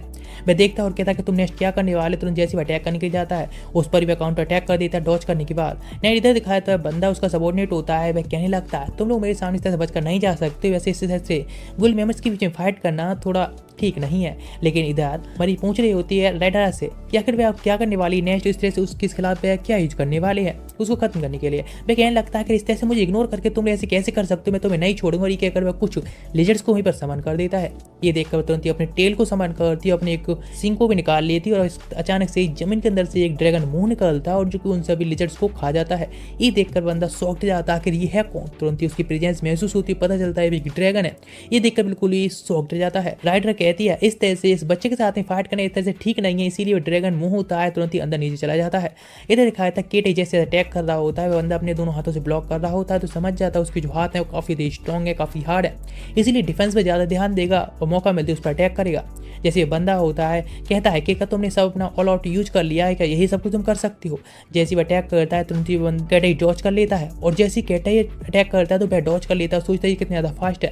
नेक्स्ट जैसे उस पर अटैक कर देता है उसके चेहरे पर भी कट मार देता है। वह बंदा कहता है तुम सच में काफ़ी वीकेस्ट हो। वह समझ जाते ये बंदा फ्यूचर को प्रिडिक्ट कर सकता है मैं क्या नेक्स्ट अटैक करने वाला हूँ। तुरंत पानी में जाकर गिरा होता है, यहाँ पर कि दोनों गर्ल्स भी उसे देखने के मिलती हैं, और राइडर कहती है यदि तुम इस स्वार को अपने पास रखना ही चाहते हो तो जाओ उस बंदे को हराओ तो ये स्वार तुम्हारी हो जाएगी। वह कहता है ठीक है। नेक्स्ट वो वापस आ चुका होता है उसी बंदे के पास में। वह बंदा कह रहा होता है ओह सच में तुम्हें क्या लगता है अब तुम क्या स्किल यूज करने वाले हो नेक्स्ट, तो यहाँ पर हारने वाले हो। कैटाई कहता है मुझे पता है तुम्हारी स्किल क्या है, तुम जिससे प्रेडिक्ट कर सकते हो, क्या तुम सच में प्रेडिक्ट कर सकते हो मुझे। नेक्स्ट अपने इल्यूजन मैजिक को यूज करता है, मतलब एक स्पीड टाइप, जिससे कि वह बंदा प्रेडिक्ट ही नहीं कर पाता किस तरह से कौन कौन से अटैक वे करने वाला है, कि साथ मुझे डेयर करता है और कहता है तुम जितनी भी अटैक प्रेडिक्ट कर सकते हो उसमें से सारे अटैक को प्रेडिक्ट नहीं कर सकते हो। नेक्स्ट वे गोली में आ जाते हैं, जहाँ पर जो बंदा होता है वह सच में एक काफ़ी काइंड ओल्ड मैन होता है, और जो कि उनके लिए परमिशन तो दे देता है, लेकिन कहता है कि सच में तुम गारंटी दे सकते हो कि जो ड्रैगन है तुम्हारे साथ में राइड रहा वह धोखा नहीं देगी। वे कहते हैं ऑफकोर्स हम चीज़ें गारंटी दे सकते हैं, लेकिन बाद में ओल्ड मैन राइडर से बात करने लगता है काफ़ी फैमिली तौर पर, मतलब वे पहले से एक फ्रेंड होते हैं, और वह उससे कहता है कि उन बच्चों का ख्याल रखने के लिए, राइडर के चिंता ना करने के लिए। नेक्स्ट म्यूवी जैसे देखता है राइडर के लिए वह डर जाता है, और ड्रैगन ब्लड का जो ब्लू क्रिस्टल होता है उसकी प्रॉब्लम भी म्यूवी नहीं समझ पा रहा होता है, इसलिए राइडर उसकी हेल्प करती है और जिसको एक बॉन्ड के साथ में मर्ज करके वह मरी के लिए दे देते हैं, इसके लिए काफ़ी यूजफुल भी हो गए। नेक्स्ट पहुंच जाता है उसी एंशिएंट डंजन की तरफ, जहाँ पर की चीज़ें देखते हैं काफ़ी शौक जाते हैं। इस बात पर बताता है आसपास में जो भी है काफ़ी सारे कैंप लगे, इसलिए हमें भी चलो मार्केट जाकर कुछ चीज़ खरीद लेनी चाहिए। इस बात पर राइडर कहती है ठीक है मैं यहाँ पर तुम्हारी स्पॉट को घेर कर रखूँगी तब तक, किसी और के आने से पहले। नेक्स्ट वो पहुंच जाती है मार्केट में, जहाँ पर कि उन बच्चों को देखकर वह लोग होते हैं कहते हैं यहाँ पर बच्चों के लिए कुछ भी नहीं है, इसीलिए तुम यहाँ से जाओ कहीं और से देखो। लेकिन वो बताते हैं हम यहाँ पर एक्सप्लोरेशन टीम में ऐसे हैं और यहाँ पर रंजन को एक्सप्लोर करने के लिए आए हैं। लेकिन इस बात पर बंदा कहता है कि हमारा जो प्राइस है काफ़ी हाई है। लेकिन वहाँ पर तुरंत एक बंदा आता है, इसको देखकर पहचान लेते हो मास्टर सेरा है, जो कि हाउस ऑफ 1000 का मास्टर है। लेकिन वह कहता है इस तरह से तुम इन गेस्ट्स को हाई प्राइस पे चीज़ें कैसे बेच सकते हो। तुरंत ही वह कहता है ठीक है हम तुमको ये सारी चीज़ें ऑफर करेंगे, क्योंकि तुम्हारी वजह से ही तुमने इस डंजन को ढूंढा है, उसी वजह से हमारा जो बिजनेस आज इस तरह से चल रहा है। उसको काफ़ी सारे फर्नीचर वगैरह भी देता है और एक टेंट भी देता है रहने के लिए। नहीं जैसे वहाँ पर जा रहे होते हैं तभी वहाँ पर एक गर्ल आती है जिसका नाम डूला होता है, और जो कि एंडेला की कैप्टन होती है। वह जैसे ही उन दोनों को देखते तो उनसे ग्रीट करती है और टी देती है गिफ्ट के तौर पर, जिसके बाद चली जाती है। सर कहता है मैंने कितनी बार कन्फेस किया, लेकिन वह हमेशा इस तरह से उसके साथ बिहेव क्यों करती है। नेक्स्ट वे आ चुके होते हैं उसी कैंप के अंदर, जो कैंप होता है काफ़ी हाई लेवल के मटेरियल से पूरी तरह से सजा हुआ होता है। मरी कहती है सारा मटेरियल काफ़ी हाई लेवल है। तो वह कहता है वैसे राइडर कहाँ पर है, तो वह कहती है राइडर अभी थोड़ा एक्सप्लोरेशन के लिए गई है, कह रही है आसपास में देखना चाहती है, इसलिए आज वह मॉडल वर्ल्ड में हमारे साथ नहीं जा रही है। नेक्स्ट पर सो जाते हैं और जब जागे होती हैं तो अंडर वर्ल्ड में होते हैं, जहाँ पर वो उस टी को भी लेकर आ चुके होते हैं, क्योंकि सच में काफ़ी शॉकिंग है, लेकिन चलो इसको ही एंजॉय करते हैं। नेक्स्ट पर टी को पीने लगे होते हैं और वह कहता है अभी चिंता ना करने के लिए, बिकॉज काफ़ी टाइम हो गया तुम ये सब यूज़ किए हुए, इसीलिए तुम्हें ऐसा लग रहा है। लेकिन वैसे अभी भी राइडर के बारे में चिंता कर रही होते हैं, और अभी नेक्स्ट उनके पास थोड़ा सा टाइम होता है, इसलिए थोड़ी सी शॉपिंग करने के लिए जाना ठीक रहता है खाने पीने चीज़ों के लिए। नेक्स्ट मरी के लिए एक आइसक्रीम लेकर आता है तो खाने के लिए कहता है। वह कहते हैं अभी वह राइडर के बारे में नहीं सोच पा रही, आखिर इस तरह से मना क्यों कर दिया और क्या कर रही होगी। वह कहता है शायद वह हमें लिए थोड़ा सा अलग टाइम देना चाहती हो, इसीलिए। नेक्स्ट नाइट में पहुंचा होता है और वह कहता है आज की रात कितनी खूबसूरत है और मैं इस खूबसूरत रात में एक खूबसूरत गर्ल के लिए डिनर कराना चाहता हूँ। इस बात पर तुरंत हंसती है और वो उसके लिए एक्सेप्ट कर लेती है। वे खाना खाते हैं, वे कहती सच में तुम इतना अच्छा खाना बना सकते हो, मुझे तो पता ही नहीं था तुम सब तरह की चीज़ें बना सकते हो। इस तरह से एंजॉय करते हैं और वह कहता है वैसे अभी और भी मैं तुम्हें खाना खाने के दूंगा। नेक्स्ट इस तरह से एंजॉय करने के लिए वह कहते हैं फॉर्मल होने की कोई जरूरत नहीं, मुझे पता है तुम्हारे पास में बहुत काम है, मुझे भी काफ़ी काम है, चिंता ना करने के लिए। लेकिन नेक्स्ट उसे एक बुलेट ट्रेन दिखाता है और कहता है इसमें हम थोड़ा सा राइड करने वाले, मैंने टिकट पहली बुकिंग कर ली है, लेकिन टिकट केवल 2 ही होती है, यानी मरी और केटाई के लिए होता है। लेकिन यहाँ पर रोने लगी होती है राइडर और वह भी इसको राइड करना चाहती है इस बुलेट ट्रेन के अंदर। कहता है नेक्स्ट टाइम मैं तुमको ले जाऊंगा। नेक्स्ट आ चुकी होती है एसोसिएशन के अंदर, जहाँ पर जैसे उन गर्ल्स को देखता है, कहता है सच में ये गर्ल तुम्हारे साथ में कितनी ज्यादा ब्यूटीफुल है, और जिसको देखकर वो इतनी ज्यादा खुश होता है। लेकिन पीछे से ओल्ड मैन उसको हिट करता है और कहता है काम की बात करने के लिए। वह बताने लगता है कि हमारे कुछ एक्सप्लोरर्स ने कुछ एक मैप क्रिएट किया है, जो मैप उनकी हेल्प से काफी अच्छे से क्रिएट हो गया है, और एक डिवाइस देते हैं जो कि एक बात करने के तौर पर काफी अच्छी रहेगी, इसीलिए तुम उसको ले आ सकते हो दोनों चीजों को ही। लेकिन नेक्स्ट तो मैं अपने कोई गुल का नाम रखना चाहिए, तो तुरंत ही वे उसको एमिथस रख लेते हैं, बिकॉज मरी की जिस तरह से आंखें होती हैं उसके नाम पर। नेक्स्ट जैसे एशियन डंजन के अंदर जाते हैं, यहाँ पर चीजें देखते हैं आसपास तो काफी यदि अलग लग रही होती हैं। उन्हें यहाँ पर कुछ सर्वेंट की भी जरूरत पड़ने वाली है, तो उनके साथ में इस पर कॉन्टैक्ट करना ज्यादा अच्छा रहेगा, जिससे कि उनके साथ में कोई हेल्पफुल भी रहेगी। आगे तरफ देखते हैं यहाँ पर ये काफी सारी एक स्टोरी सी दिख रही होती है स्पिरिट्स के बारे में। इस बात राइटर कहती है मुझे इसके बारे में सब कुछ पता है, लेकिन तुम्हें खुद ही धीरे धीरे करके इसके बारे में रिसर्च करना, खोज करना काफी एक्साइट रहेगा, खुद ही करो। लेकिन यहाँ पर केटी थोड़ी सी स्वार में प्रैक्टिस भी करना करना चाहता है तो तुरंत इस चीज़ को राइडर कहते हैं ठीक है मैं हूँ ना, तो आई प्रैक्टिस करवाऊंगी और तुरंत उस पर अटैक करना स्टार्ट करती है। इस तरह से कुछ टाइम के बाद जब जागा होता है तो मॉडल वर्ल्ड में होता है जहाँ पर कि एक ब्लैक कैट भी होती है। तुरंत ही मरी उसे पकड़ती है, हक कर लेती है और कहती है ये तो भाई कैट है ना, मतलब थोड़ा पास्ट में। राइडर ने कहा था ये कैट है, उसकी एक फैमिलियर है और हाँ इसके द्वारा तुम्हारे पास में जो भी हो रहा है वो उस चीज़ों पर भी सब पे आराम से देख पाएगी और सब कुछ महसूस कर पाएगी। नेक्स्ट वे कहते ठीक है हम जो भी करना चाहते हैं प्राइवेट में सब कुछ कर सकते हैं, यानी नेक्स्ट वे एक्सप्लोजन की बात कर रही होती है। इसलिए बुलेट ट्रेन की तरफ निकल जाते हैं। जैसे वे स्टेशन पर पहुंची होती है यहाँ पर इतनी सारी भीड़ को देखकर मरी कहती है सच में यहाँ पर स्टेशन पर कितने सारे लोग आए हैं ना, तो उसके हाथ को पकड़ता है और कहता है हम साथ में चलते हैं कहीं तुम खो ना जाओ। वह काफ़ी सारी चीज़ों को देखकर खुश होती है। बुलेट ट्रेन में बैठी होती है तो कहती है सच में जो स्कैनरी है यानी बाहर की सीनरी जब कितनी स्पीड से जा रही है, मतलब बुलेट ट्रेन की स्पीड होती है काफ़ी ज़्यादा होती है। नेक्स्ट वहाँ पर वह सो चुकी होती है कुछ टाइम के बाद ही, लेकिन वह सोचता है कि अभी उसको आराम करने देना है ठीक है, अभी काफ़ी यदि एक्साइटेड थी इसलिए थक भी गई होगी। लेकिन सोचने लगता है ग्रैंडपा, जब मैं ग्रैंडपा के पास में था तो 5 ग्रेडर था यानी 5वीं क्लास में पढ़ता था, लेकिन तब से मैं अपने मॉम के साथ में रहा हूँ, लेकिन ज़्यादा कुछ मुझे उन लोगों के बारे में याद नहीं है, पड़ोस के आसपास के लोगों के बारे में कुछ याद है, साथ में अदर वर्ल्ड में ज़्यादा जाता रहता हूँ तो उनकी यादें ज़्यादा आ गई हैं और इसीलिए सब है। नेक्स्ट अब कुछ लोकल एरिया में आ गए होते हैं, मतलब बस से जा रहे होते हैं, यहाँ पर काफ़ी ग्रामीण क्षेत्र होता है इसलिए काफ़ी ब्यूटीफुल भी लग रहा होता है और सोचने लगता है अपने ग्रैंडफादर के साथ में था तो उन्होंने कुछ स्नैक्स भी उसे खिलाए थे। इस तरह से रास्ते में जाते टाइम नेक्स्ट आप पैदल ही निकलना पड़ता है, एक कच्ची सी रास्ते होती है जहाँ पर बताता है कि डेली इसी रास्ते से स्कूल जाया करता था, लेकिन उसके जो ग्रैंडफादर है वही एक गाय को भी पालते हैं। जैसे वह घर पहुँचते हैं उस ग्रैंडफादर उसका वेलकम करते हैं और जहाँ पर मरी होती है अपना इंट्रोडक्शन देती है। वे कहते हैं इस तरह से फॉर्मली इंट्रोडक्शन ना देने के लिए वैसे तुम काफ़ी ब्यूटीफुल भी हो, मुझे तो लगा ही नहीं था। नेक्स्ट वे कहते हैं वैसे कैटी तो हमेशा ही सोता रहता था, वैसे तुम्हारे जो ड्रीम वर्ल्ड है वह किस तरह से जा रहा है, कि तुम दूसरे वर्ल्ड में फन कर रहे हो।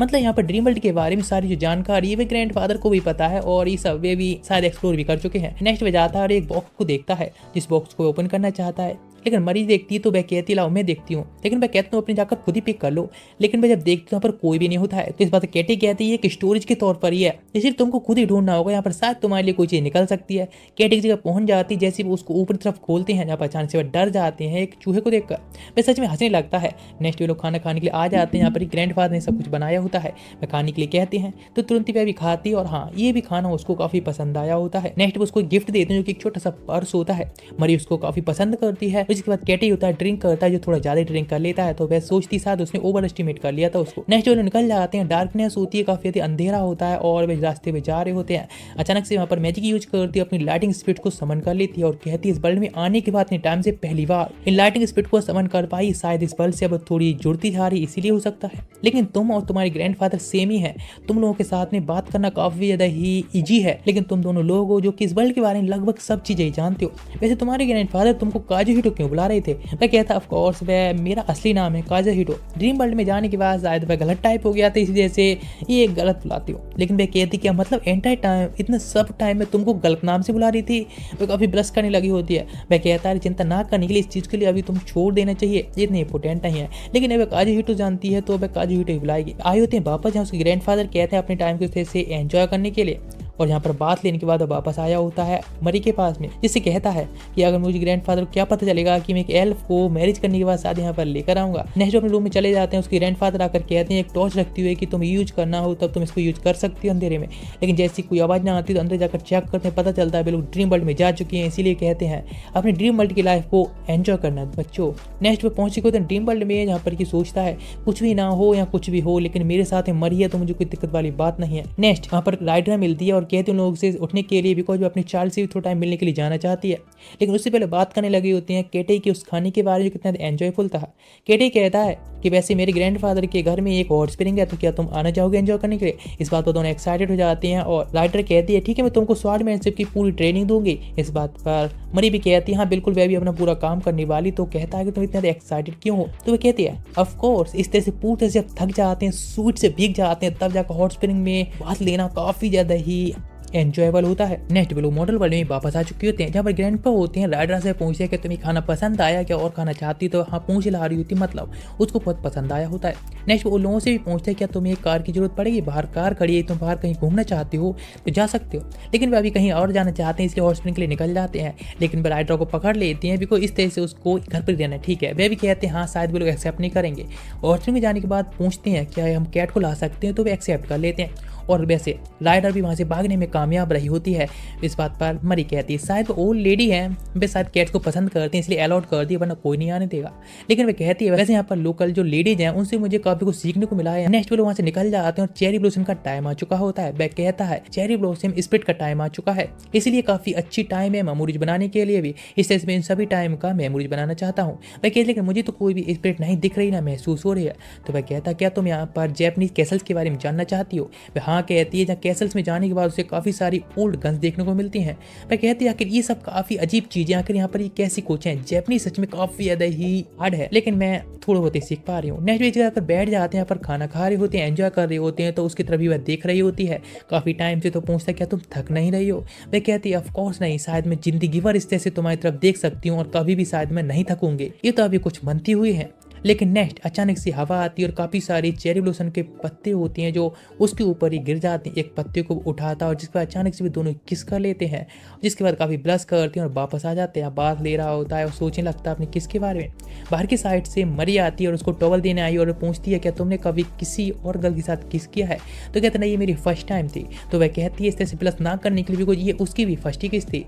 नेक्स्ट जब वह कुछ हेल्प करवा रही होती है ग्रैंडफा की, तो वे कहते हैं क्या कुछ हुआ है? तुम दोनों वैसे काफी अलग बिहेव कर रहे हो, वैसे तुम दोनों एक चाइल्डहुड फ्रेंड की तरह लग रहे हो। वे वैसे किसी को समझाने के लिए बताने लगता है, एक एल्बम को दिखाते हुए ये देखो ये उसके चाइल्डहुड की फोटो है, उसकी मदर के साथ में रहता था लेकिन वह ज्यादातर सोता रहता था, इसीलिए उसको कोई डिस्टर्ब नहीं करता था और वह इस तरह से लाइफ चलती रही है। ये सुनकर वह शॉक्ड जाती है। अचानक से चेरी ब्लॉसम होती है, पत्ता उससे हट जाता है और स्पिरिट के जैसे उसके जो कान होते हैं एल्ब्स के बाहर निकल आते हैं। लेकिन वह कहते हैं इतना ना करने के लिए, इस तरह से भी उसको एक्सेप्ट करता है। ये बात सुनकर काफी इमोशनल हो जाती है, तुरंत ग्रैंडपा के लिए हक कर लेते हैं, उसे थैंक्स कहती है, लेकिन वह उसे चिंता ना करने के लिए कहते हैं।